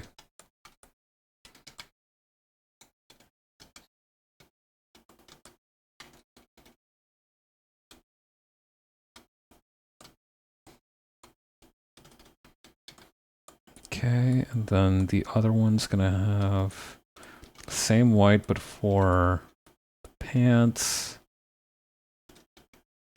Or actually, Tokusatsu-esque name. A little bit.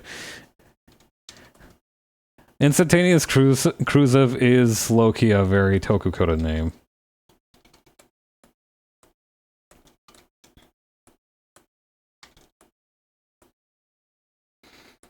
Floating on Sentai Cruise Ranger.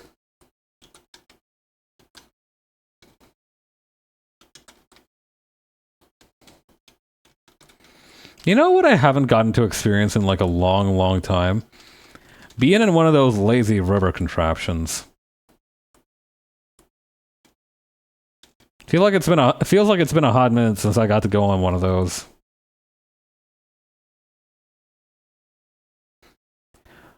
The saddest part is that I feel like I would jump out of there after like 15 minutes. I just want to be in a lazy river for like 10 minutes, floating along, and before being like, all right, done now, and leaving.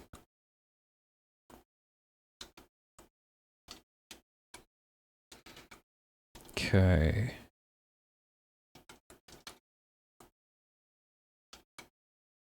And then this one has like the inverted white sweatband, armband, whatever. And then what does her actual...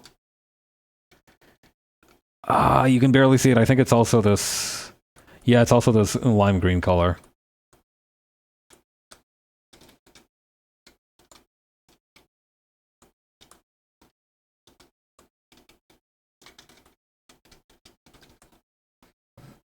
Okay. And this one has red dog tags, so this one would be green in color.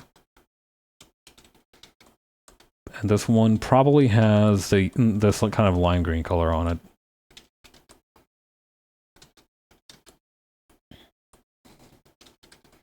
Let's go. Oh shit, I should probably fill in this part of the pants with... this gap here with the color of Marjorie's pants. Speaking of Marjorie's pants, I can't help but notice I haven't actually split the legs over here. So let's do that real quick.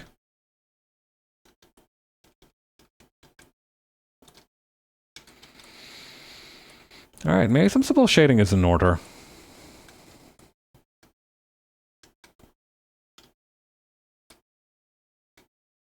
I do think maybe... Hang on. Select color gamut, this one here.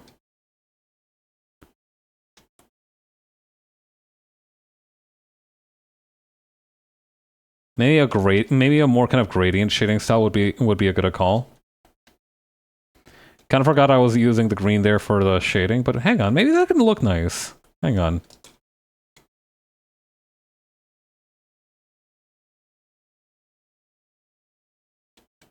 Ooh. Okay, hang on.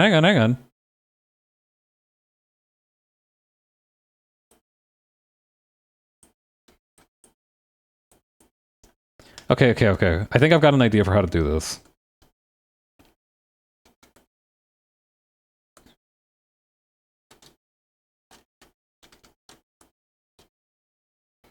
And then we're going to use the soft eraser on the part down here.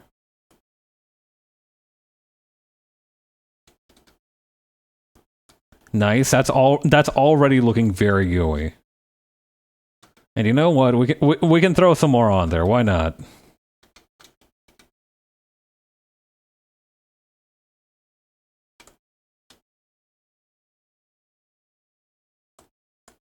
Increase the tolerance a little bit.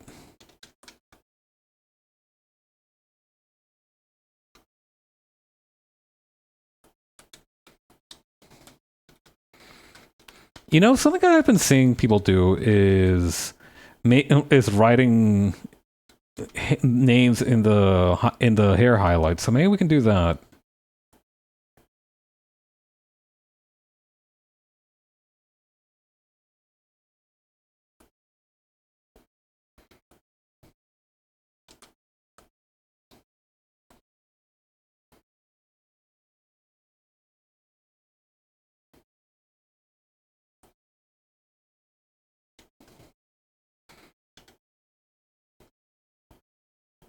Okay, and then over here.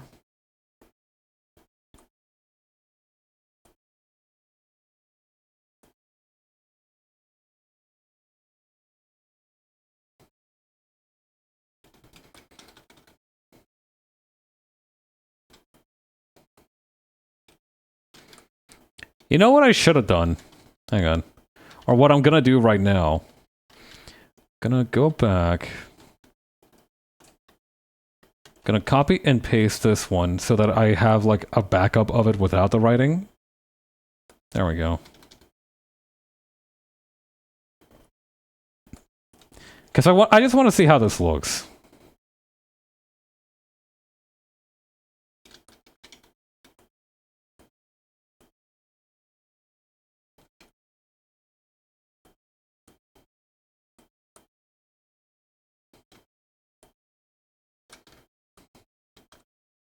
almost ran out of space, by the way.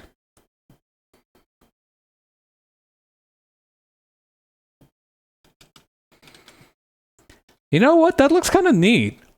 I don't think I'm gonna go with it, but I do want to see how it goes.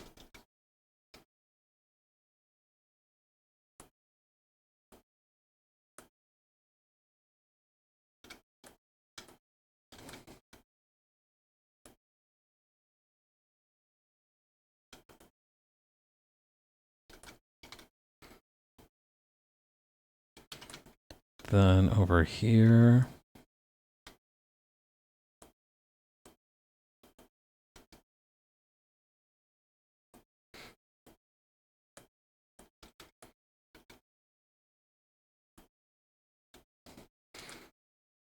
I could probably have moved the G to this interlock, but you know what? For an experiment, that's pretty good. Alright, let's do this normally now. No more fucking around.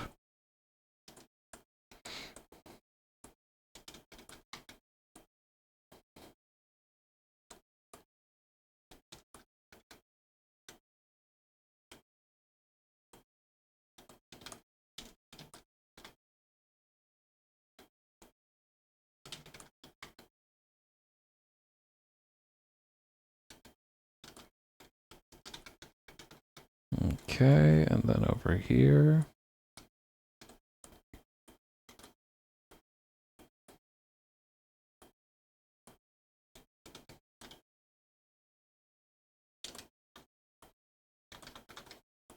Here we go.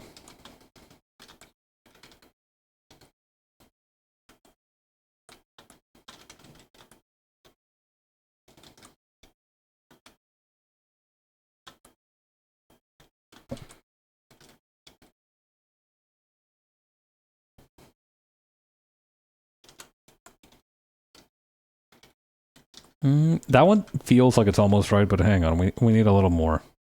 It's a little bit more TLC.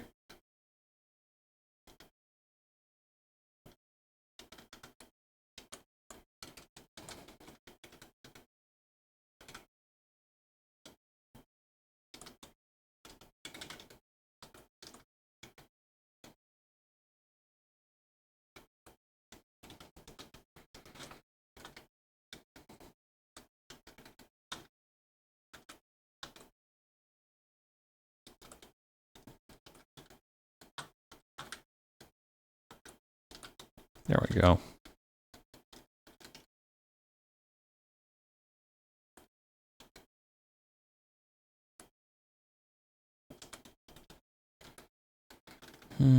Something about the one that I did on the arm there doesn't feel quite right.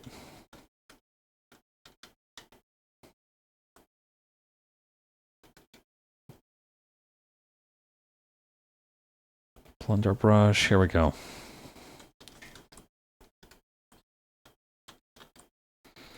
Maybe if I use the watercolor brush, it'll go more smoothly.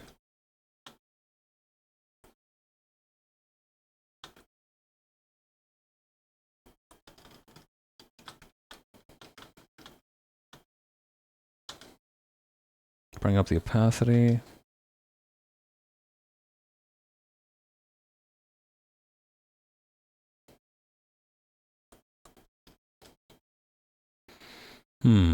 Oh, hey, Leof, how you doing?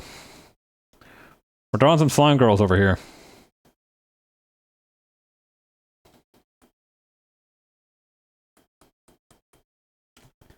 How's your night been going? Not too busy, I hope?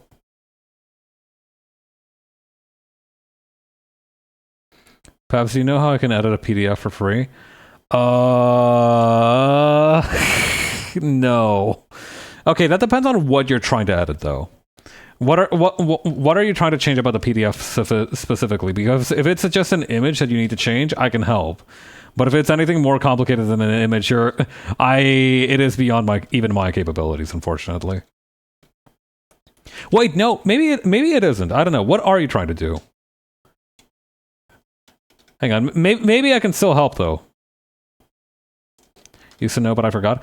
I know if you have Firefox, just add text. If you have Firefox installed, you can open the PDF in Firefox and you can add and edit text a little bit.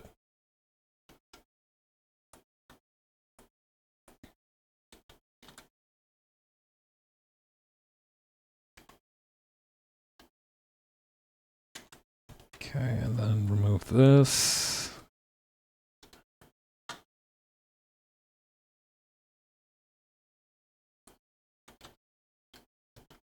Lifesaver. All right, nice. I'm happy I was able to help. Although I do need to do something about that nasty patch there. No problem. Is this for your schoolwork that you've been working hard on?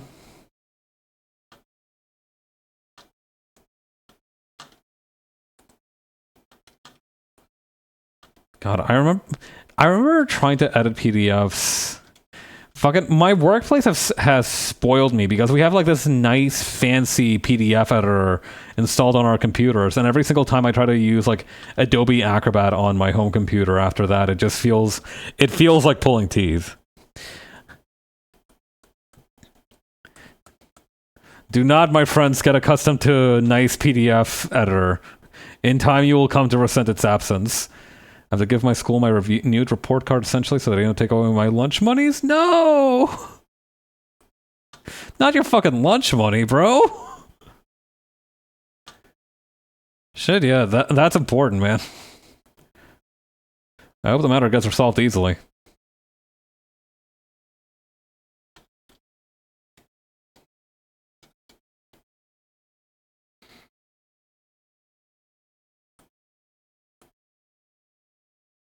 It's good I'm doing well in my classes. Yippee! Nice!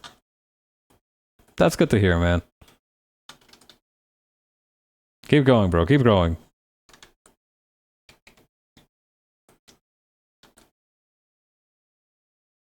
I need to try and not get too fancy with this slime shading. Love that you're doing summer art in fall. It's like... Well, no, it's not close to winter, but, you know... it is a little bit out of time. I am starting to miss summer quite a bit. Actually, no, because... Wait, no, it's actually kind of at the perfect timing, because Otsukare Summer is a song that is supposed to be, like, at the end of summer. It's like saying good work summertime, so I might actually be on time for once. My ass might be timely with it against all prognostications.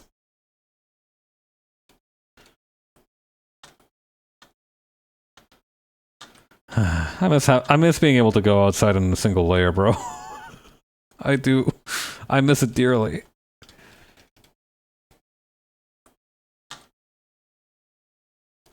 Summer wasn't so bad this year? Honestly, yeah. For a lot of people, I imagine it ended the same as any other, but I enjoyed my time with it. Got tanned like a motherfucker. Cool. Tanned and hopefully not burned.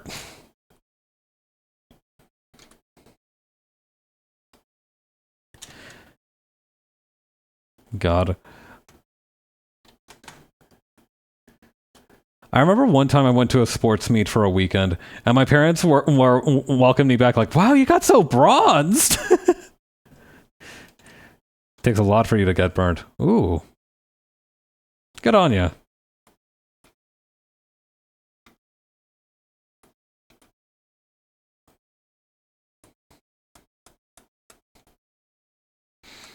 Like, I specifically remember them saying bronceadito. I am God's palest mestizo, so you can imagine that was a delicate balance point.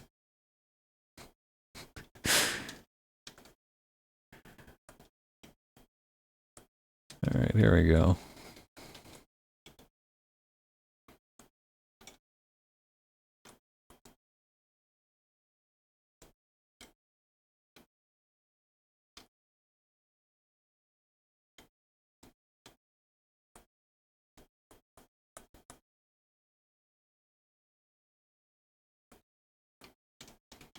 Okay, and then over here. I forgot how you I thought you were brown like me. Nope. Unfortunately, no. Okay, wait. I forgot about the headbands. There we go. Those are very important for the character design.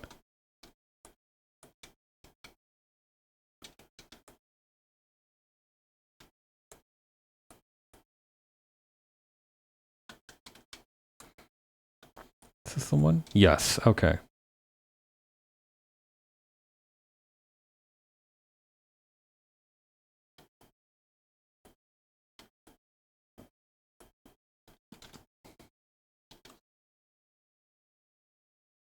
Okay.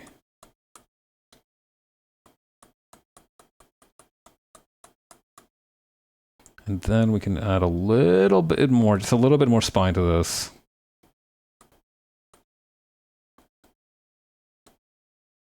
There we go.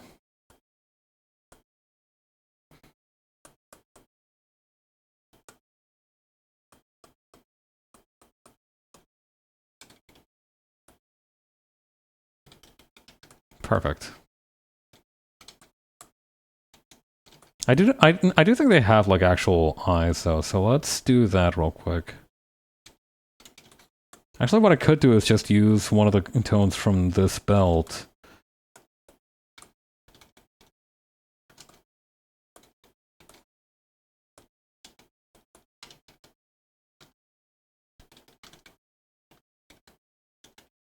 I do think it'd be a nice differentiator for their characters to have one have like white irises and the other one have like dark irises.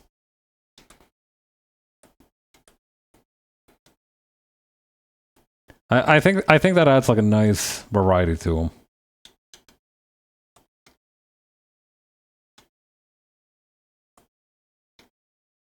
Wait, which layer am I on? There we go.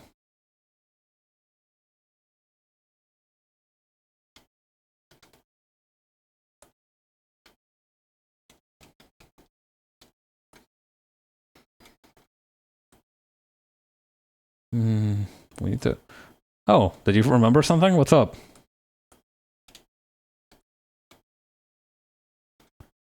Let's see. Blunt this out a little bit. Actually, yeah, we should... adding a little bit of the color here for the hands might be nice. You know how people not in the US make fun of how we calculate, measure stuff with burgers? Yeah, huh?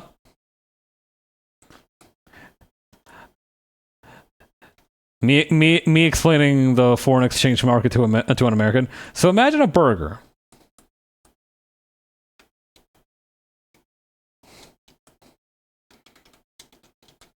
Let's see.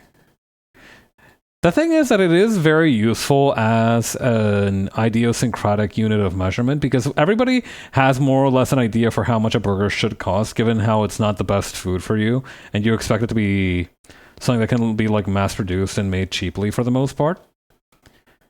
So it makes sense as an economic unit of measurement.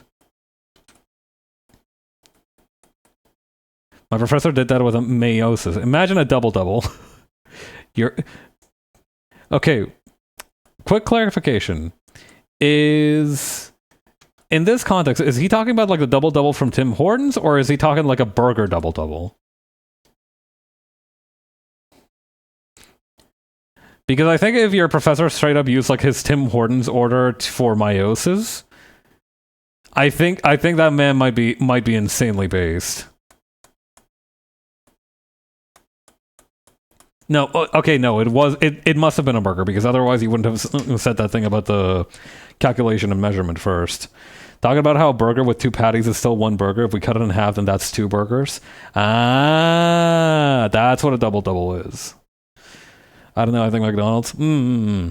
Yeah, here in Maple Leaf Land, they call a certain type of coffee order a double-double. They call it's 2 creams and 2 sugars is a double-double.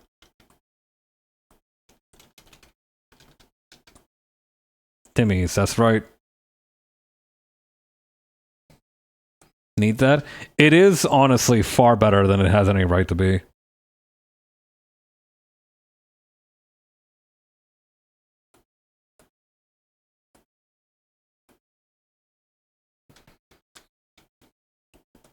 It was my go-to order for a while, but I've stopped getting coffee from Tim Hortons, and I just like get this canned energy drink coffee from a pharmacy nearby for my caffeine fix.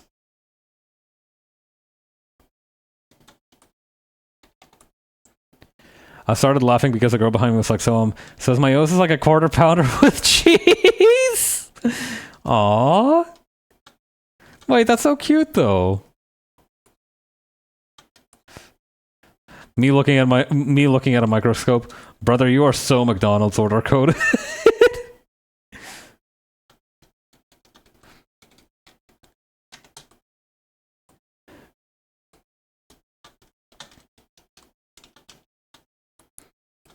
The mitochondria is the McFlurry of the cells,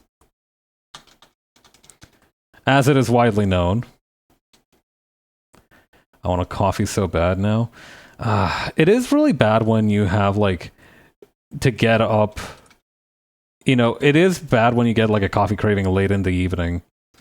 Because, like, I have like, a thing of decaf, but even that you're not supposed to really drink too late in the day, because even decaf has a little bit of caffeine in it. Yeah, decaf isn't like fully decaf. Well, I mean, I imagine that some of it is like mostly decaffeinated, but some of it is for the most part like only mostly decaffeinated. Then what's the point? To have less caf, brother? To decrease the caf. You like, okay, imagine like, yeah, friggin' it'd suffer. Maybe a little bit. You know, caf, the caffeine, the caf. I crave the caf. Me when I'm trying to order lamb at the Korean barbecue restaurant.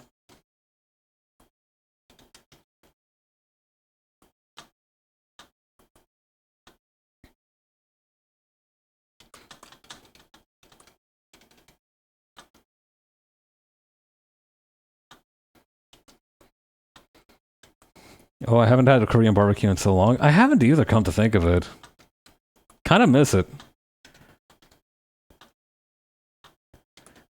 I need something good to happen to one of my friends so I can invite them to Korean barbecue as a treat or something. I need like a pretense, because I know that if I go to Korean barbecue, if I try to solo the Korean barbecue place, they are going to like ban me for life for the actions I commit against that meat.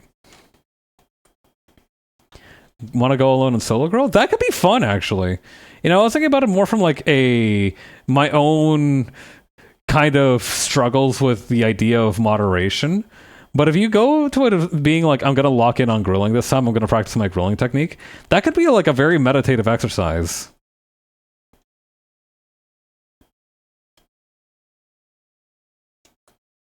Bad out of context. What, did I say I commit travesties to that meat? Okay, well, yeah, now that I say it again, now I'm hearing it. Now I see what you mean. Moderation, my enemy. It's tough.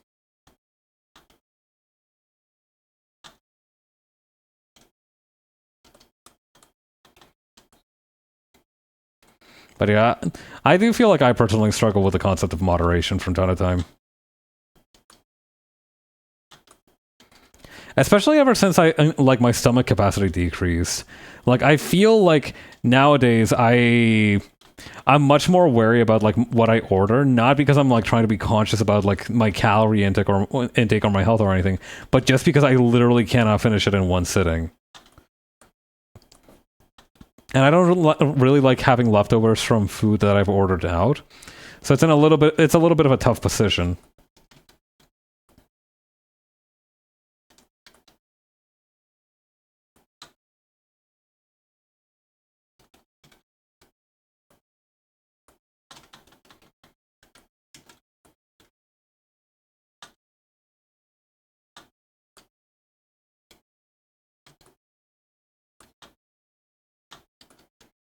I love going, waiter, I need a takeout box after 2 bites. You know what? Maybe I need to have that kind of mindset about it. Maybe if I stop viewing myself as a guy with decreased stomach capacity and more as a guy who loves getting having leftovers. Maybe that's how I can return to my true form. That's how I evolve, not by mourning what was lost, but by embracing what I have.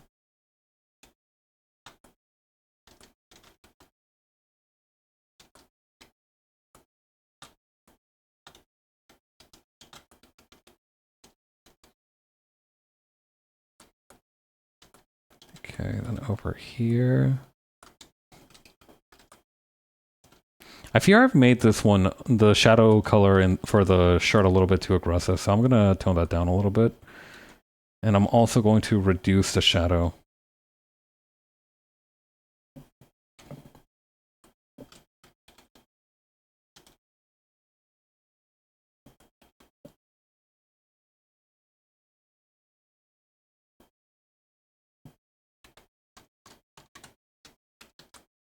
Okay, yeah.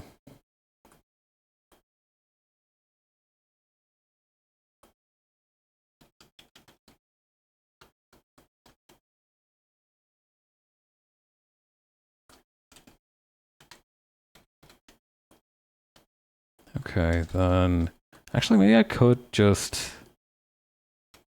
cast a huge shadow over here.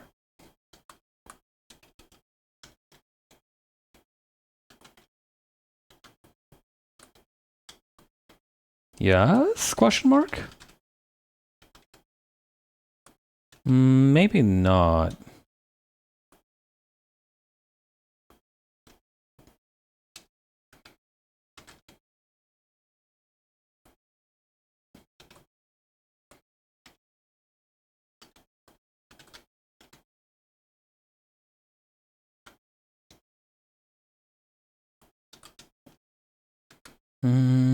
Is that right? I don't think it is.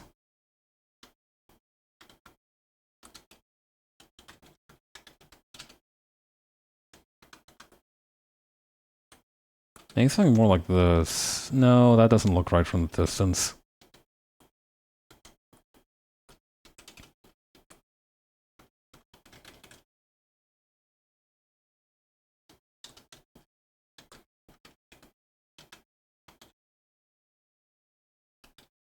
Yeah, something more like that is probably... What are you doing on Halloween? Not much, if I'm gonna be honest. I don't have a plan for Halloween. I wanted to do, like, some more spooky art for Resident Evil on Thursday, but I didn't have any specific plans for Halloween. How about you? Are you doing anything? Operatic paths? Is that what that pause sounded like? Like I was trying to hit an opera note? That's pretty funny.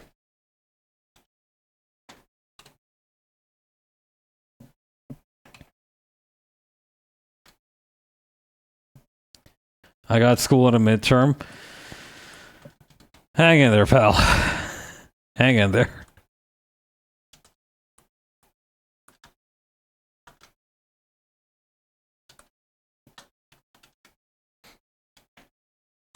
Actually, I should probably remove this. There we go.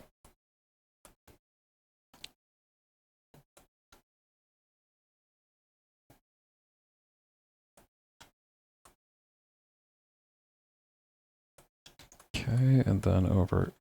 Why is that not doing anything? Oh, wait, I know why. Hang on. There we go. I'm seeing Frankenstein on Halloween instead of handing out candy. Nice!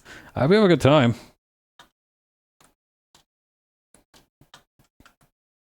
I know a lot of people have been saying it's the sound of the summer, so enjoy and do enjoy your time. Yeah, a lot of people are saying it's peak, it's Kino, and that Guillermo del Toro has done it again. And I'm hearing many such reports.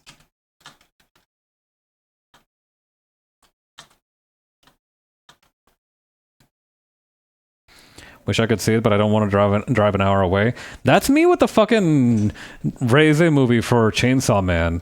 Everybody's saying that it's fucking awesome, but it's not screening in like any theaters near me. He needs to make a movie with a big monster woman and a pretty man.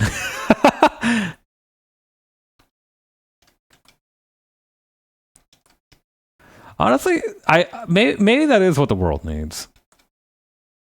Oh, I just saw it. Ah, nice. Did you have fun? Really good. I love the animation and music. Yeah, Kenshi Yonezu does it again. I fucking love the memes that are like, "Ooh, look at me! I'm Kenshi Yonezu. I had a massive influential impact on the Vocaloid scene, and even after I stopped being a Vocaloid producer, I became I'm hugely successful as a singer songwriter, and also I have great hair."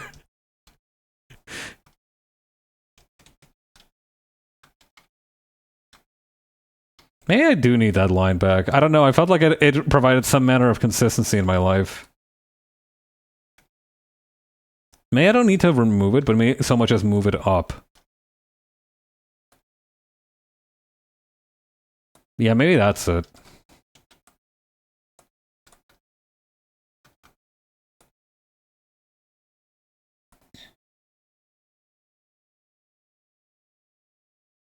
Rice Devil.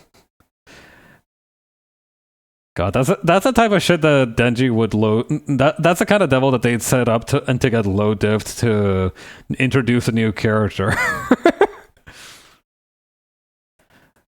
I mean, I guess you could. Maybe there is something there though. Like you could make the Rice Devil be like fear of like grain entrapment or some shit.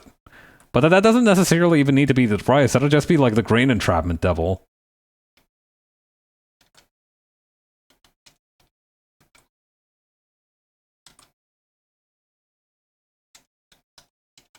Art block devil. Hey now.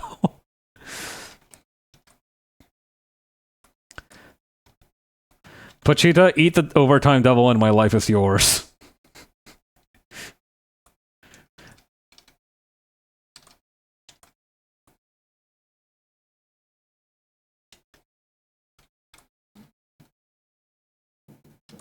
Okay, then over here. I gotta freaking hurry up. I'm running out of time here.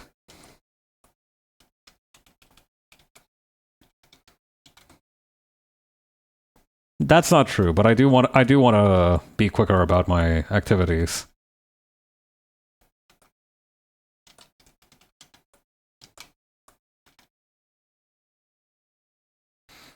Do you know how badly the art block devil would get jumped in Chainsaw Man? Bomb collar and paths. Beep beep beep beep. I keep getting that fucking image of like the March hare pointing at the clock with like the vine boom sound effect every half hour I take on drawing.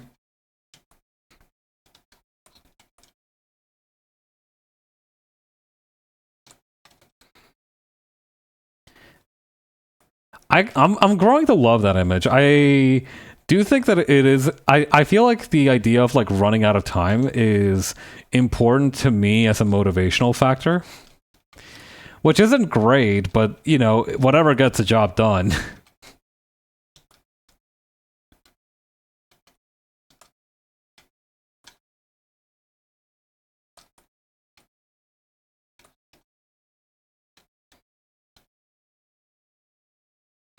That's how they're gonna talk about me in retrospect, right? Like 20 years down the line, they're gonna write, and somebody's gonna type out a tweet being like, 2020, the 2020s Pabs was editing images and drawing like there was a bomb strapped to his chest.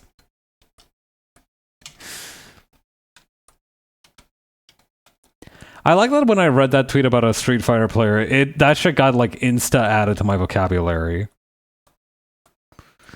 Sometimes you just see a statement and you know go like, yeah, that's the one. That's the one that I'm gonna be chewing on and reusing for a while. That's what happened to me with my ass better stay in this office or I'm finished. I love that meme. I love that meme more than anybody who probably like actually read the manga up to that point.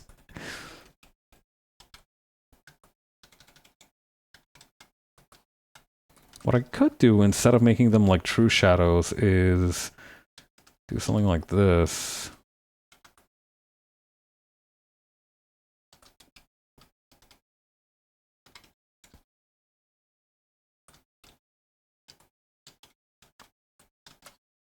There we go. Honestly, what I could do is just also lighten some of these shadows. Which major fighting game do you think you would fit best in? Major fighting game. That one might... That one's actually a little bit of a toughie. Major fighting game. Probably not Guilty Gear. I'm gonna say right out of the gate that I probably wouldn't fit into Guilty Gear very well. Probably not Street Fighter either. And I'm not liking that my options have now been narrowed to... Actually, what would be my options? I guess I'd be okay in Grand Blue Fantasy Versus. I'd probably be okay in Grand Blue Fantasy Versus Rising.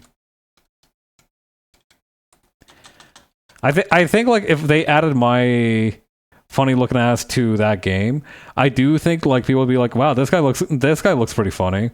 But it wouldn't be like it wouldn't be an issue because they've already got like the short motherfuckers running around there to some capacity. I would basically be more of the same to them.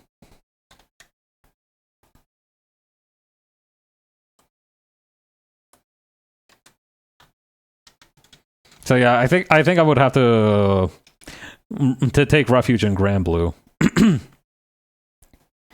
You bringing up the Gacha game spin-off before considering Mortal Kombat? I'm not going to Mortal Kombat. Listen, listen. Everybody has their limits. I would not survive in Mortal Kombat. I am looking at myself, my dispositions, my accreditations, my qualifications, and I can say pretty conclusively that I'm not the guy that gets to survive in the Mortal Kombat universe. I would not fit in well in the Mortal Kombat universe.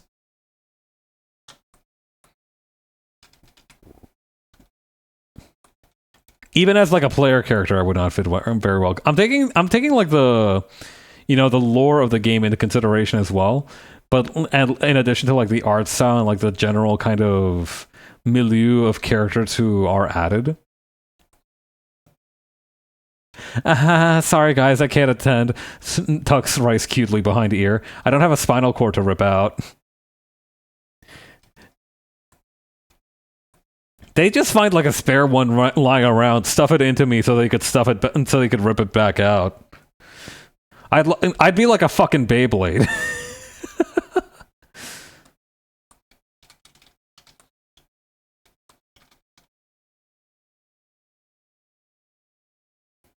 I mean, the thing is that even though it is a gacha game spin-off, Grand Blue Fantasy Versus is technically considered... It has, like, main stage at EVO. It's like a major fighting game, thankfully. It was my salvation.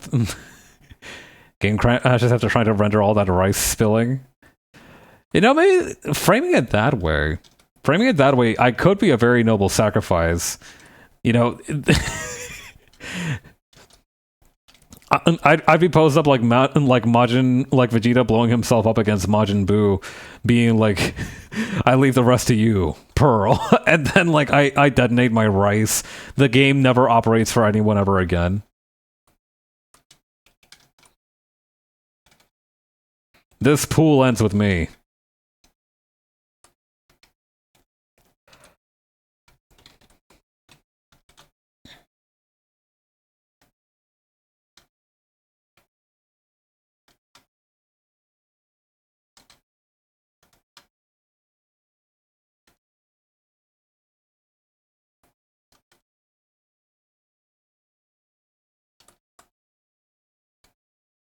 Okay, there we go.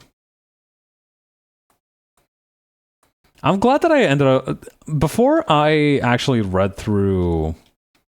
whatchamacallit? Through Dragon Ball. I read the Dragon Ball manga like a year ago. But actually around this time, a year ago, I was reading through the Dragon Ball manga. And I'm glad that I read through like the Majin Buu arc at least, because I was... Well, no, that's literally the last arc in Dragon Ball Z. But I'm so glad that I read through it.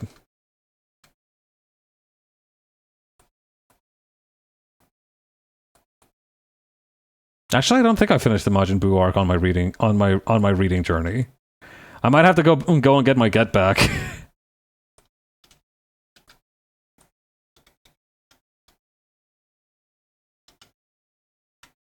Also, something about this isn't working.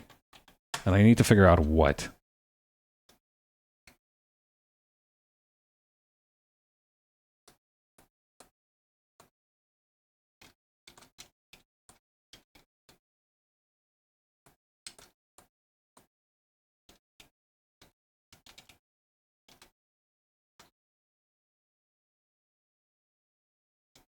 Okay, here we go.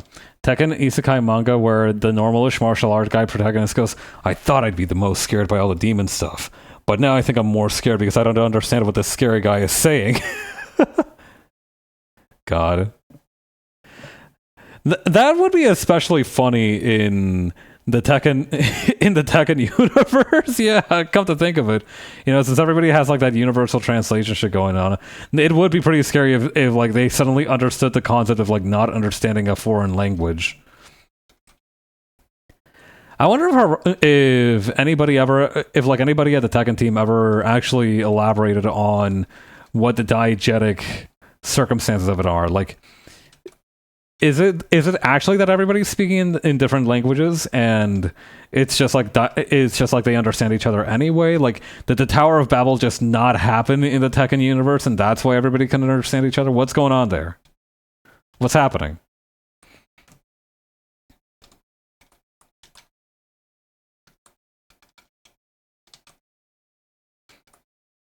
They just have really good education, especially for languages /J.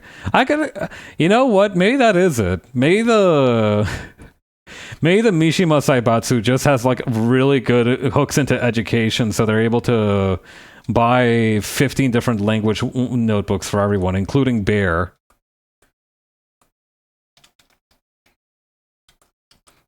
That could very well have been a thing that happened. Like fucking. I forgot Heihachi wanted to teach Bear in school so that everybody could talk with Kuma, but the school board was like, we are not fucking doing that. I mean, if you really want us to do it, why don't you pony up for like 15 other languages first, and then we'll teach everyone Bear? And Heihachi just like twirled his stupid ass mustache and was like, all right, bet. The language of combat is understood by all true fighters at heart. Yeah. I tried to learn the language of combat in middle school, but I was unfortunately not really able to keep up with the linguistic tests.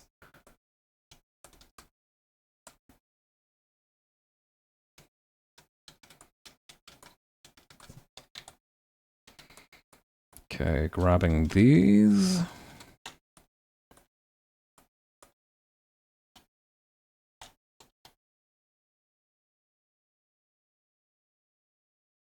Just making sure we've got all the corners there.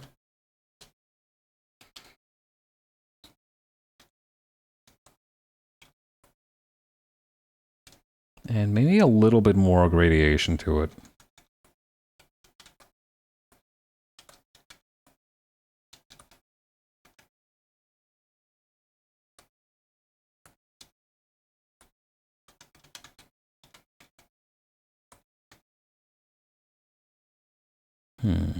Okay.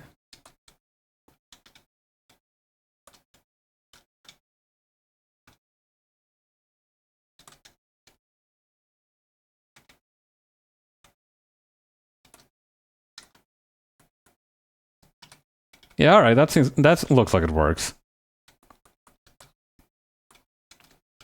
Wait, did I accidentally make the? Oh yeah, I guess I do both technically have the same. What you call it? The same kind of pant color drawstrings. I didn't even notice that.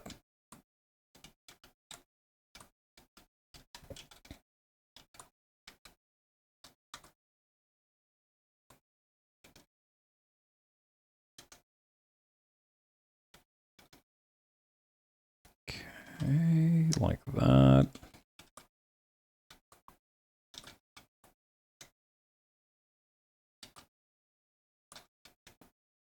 Oop. Hang on, I think I need to add a little bit of something to that. And then we can use a gradient for the rest of this.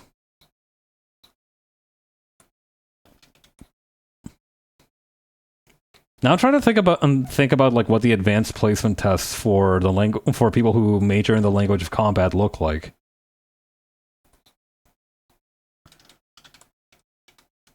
Like that shit's gonna look like the preliminary rounds of the Budokan Tenkaichi. For sure, right?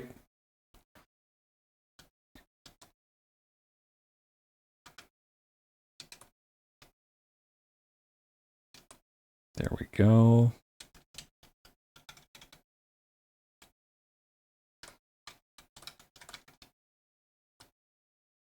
Here we go. Summer course on wave dashing is flirting. That is kind of cute as an idea.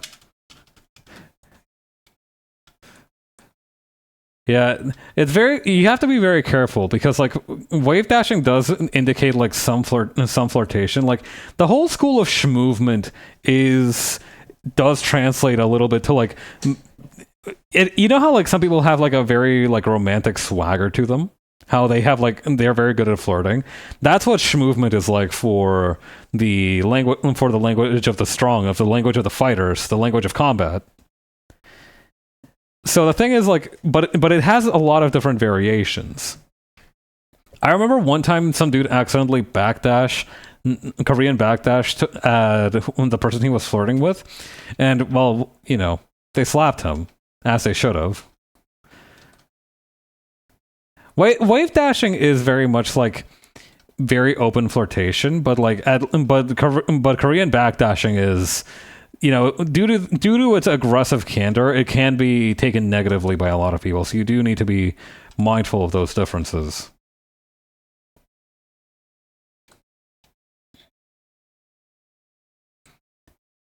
Korean backdashes are basically negging, is the thing.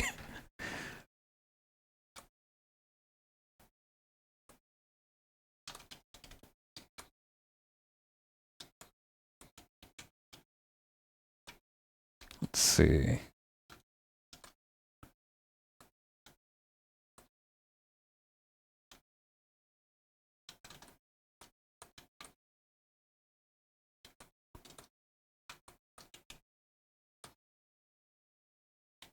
Okay, and then I think one more thing we can do is add a little bit of like a shadow cast over the eyes.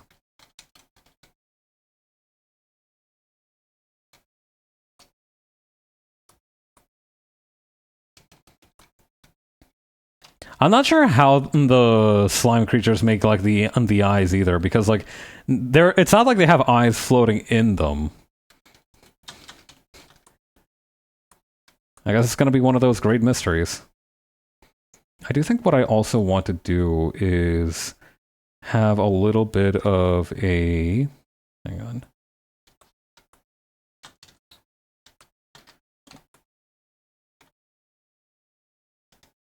I'm not sure how to pull this off. I want to have like shadows cast over parts of the slime where it would be like denser or deeper, but I'm struggling to think about how to accomplish that and make it look the way I want. It's probably going to involve a lot of messing around with blending modes and given everything else, but that's how it goes. I have to assume that being 100% Grand Blue under standard is difficult because, to my knowledge, some characters that appear do not originate from games with Grand Blue in the title. I mean, kinda, yeah, but like the thing is, I mean, that is true. Not referring to a fighting game. Yeah, that is true as well. As far as I know, like there hasn't been like a huge ruckus about any one particular guest character, so to speak, or like collab character being overpowered. But I also have never played Grand Blue Fantasy in my life, so that's also something to bear in mind.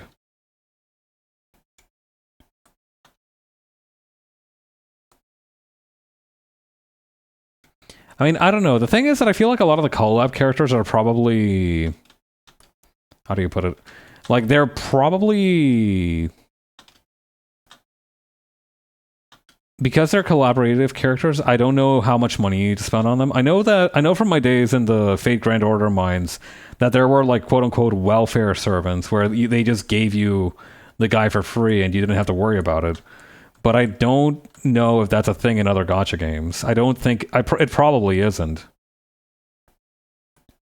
From what I understand, the mechanical complexity of Grand Blue Fantasy is like pretty high. So I don't know, but you could probably run some pretty fucked up Hello Kitty Sanrio collab character setups, unit mixes, as it were.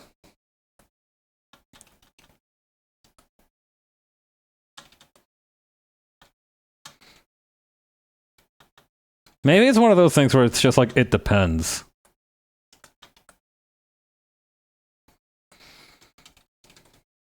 It's also true that like the meta probably has changed between when the characters were developed and when they were and like the current state of the game. So it's entirely possible that like a collab character that was like hot shit, a great, much sought after commodity back in the origins of the game, you know, maybe they're not doing so hot nowadays. Who knows?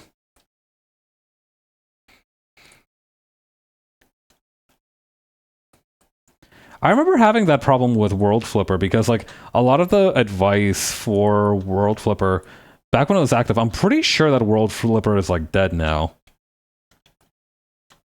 80% sure that it's dead now. Wait, which one of... Hang on, which one of these... Oh, I see.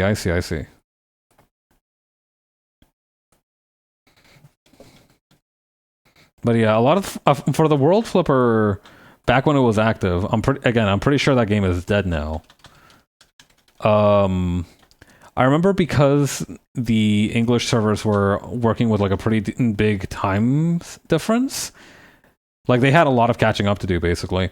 The thing that they focused on was like, oh yeah, this is the current best one, but if you hold out for like a couple months, a much better one's gonna like materialize from the ether, and you'll be able to get that.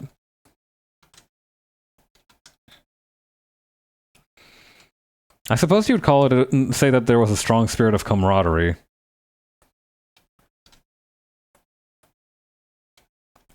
I do know that Grand Blue Fantasy also has some insanely bonkers power level bullshit going on in it. Under the hood.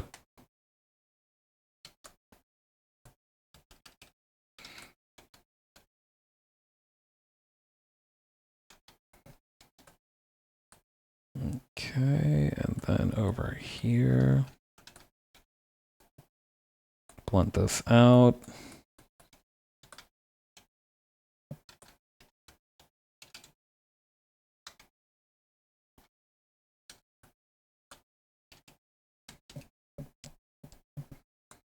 I think that looks good. I like how that's looking, actually. Hang on.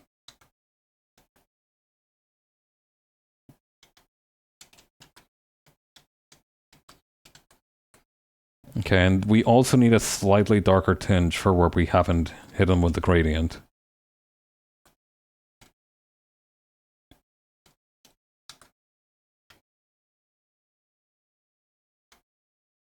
The one thing that I do know from Grand Blue, which the thing is, I have to say this with a grain of salt because I've only heard of it through memes, and when I try to look it up as a meme, I didn't get any results from it. I saw somebody saying one time, don't run away from Guild War, and I was like, what the fuck are they talking about? So it turns out that Guild War is some kind of game mode that is pretty widely reviled. Nobody really enjoys it, but at the same time, it seems to be some kind of cooperative event. So because of that, what the people who do participate in it have to obligate the others who are trying to sit out of it to join in. I don't know. Something about the phrase "don't run from Guild War" just really appeals to me.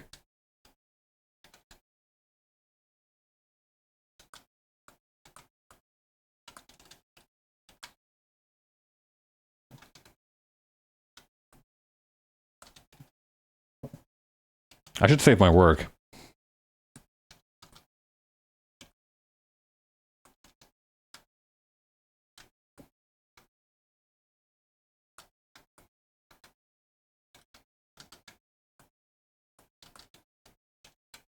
Okay, and then over here.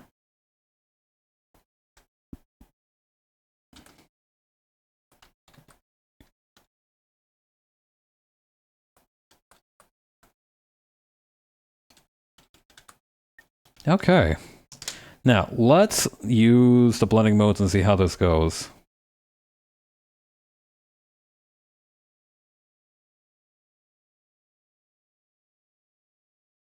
Interesting. Okay.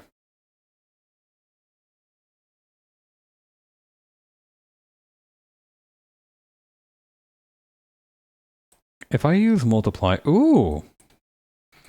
There we go. That looks like nice and bright and slimy.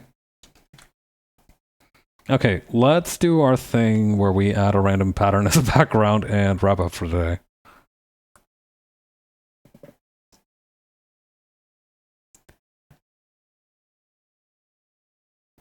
Let's see. What do I have downloaded recently? I have a bunch of different things, but I don't know. I never remember because I just look through whatever catches my fancy on the... What's this? On the, like, free page of the program. I have a horse? Since when? Oh, fuck, it's posable, too. Alright, let's get that out of there. This is no place for horsing around. That's for Pearl's channel.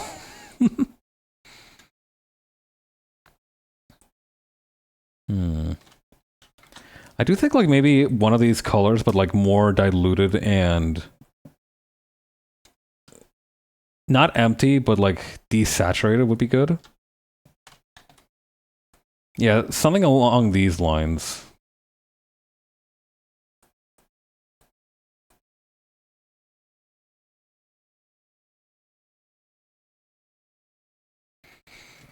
Nice, okay.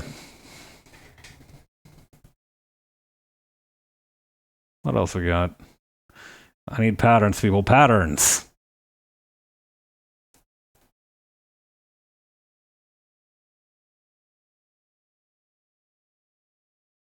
Wait, what's this one do? Oh, that's weird. Land of Mobile Gacha Games is a mildly wild one. There was that one Side Games Nintendo one with Daoko on the OST.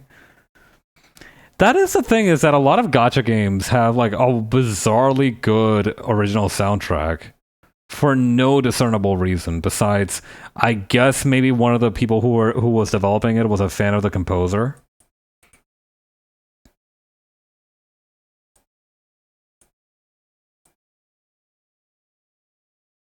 I mean, I guess that's a good enough reason for anything, right?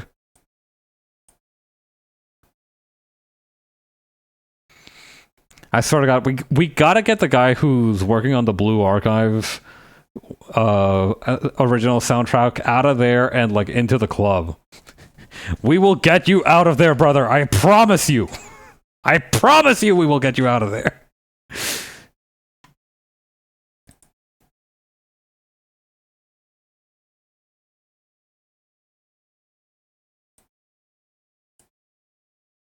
How about this? No, let's not go for marble. We've done marble a couple of times. I feel like we've done marble at least a few times. Or actually, wait, hang on. This could work.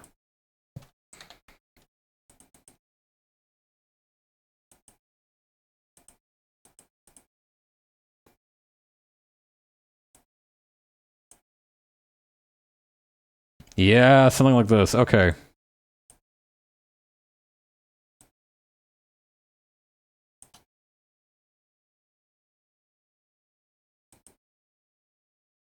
Or actually, maybe more like a color like this. The ethereal marble paths too. I did draw myself one time for... What the fuck is what happened to my color wheel? Get back here. There was that one time I drew myself as the statue of David for that one... And for that one schedule art thing. So it is not without precedent.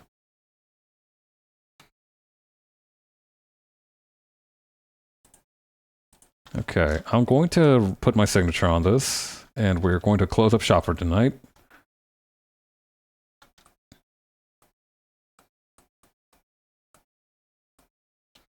And there you have it. I'm pretty happy with how this came out, honestly. I do actually want to do one more thing for maybe the shading here.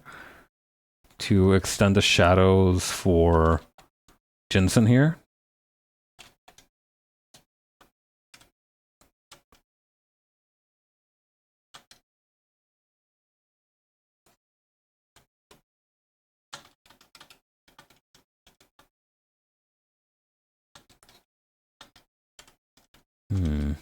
Sir Papsington the Third, Lord Pabs the Toost.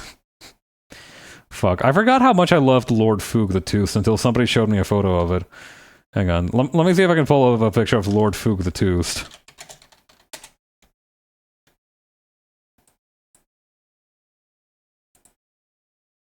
Here we fucking go. Get a load of that dog. Lord Foog the Toost. Fucking love this guy. Something deeply appealing about a dog that just does not look like a dog at all.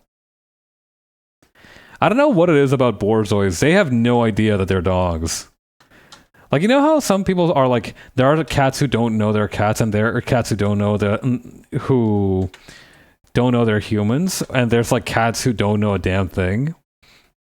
I feel like Borzois are like the last one. I feel like Borzois don't know anything, but instead of like making them stupid, it gives them like a sort of bodhisattva nature.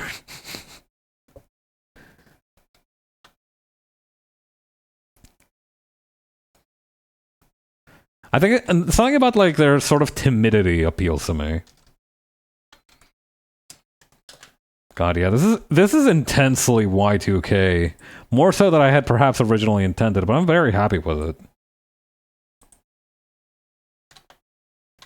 Okay, is anybody streaming right now?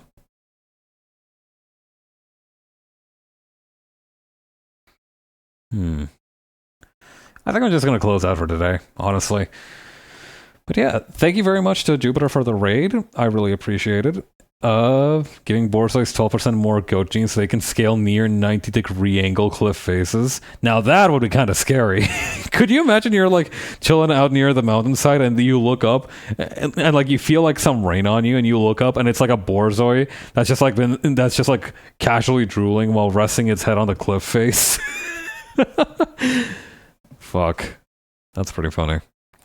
Alright, everyone. Have a good rest of your evening. I will see you all on Thursday. Or if, something dramatic happens to me, happy Halloween. Talk to you later. Bye.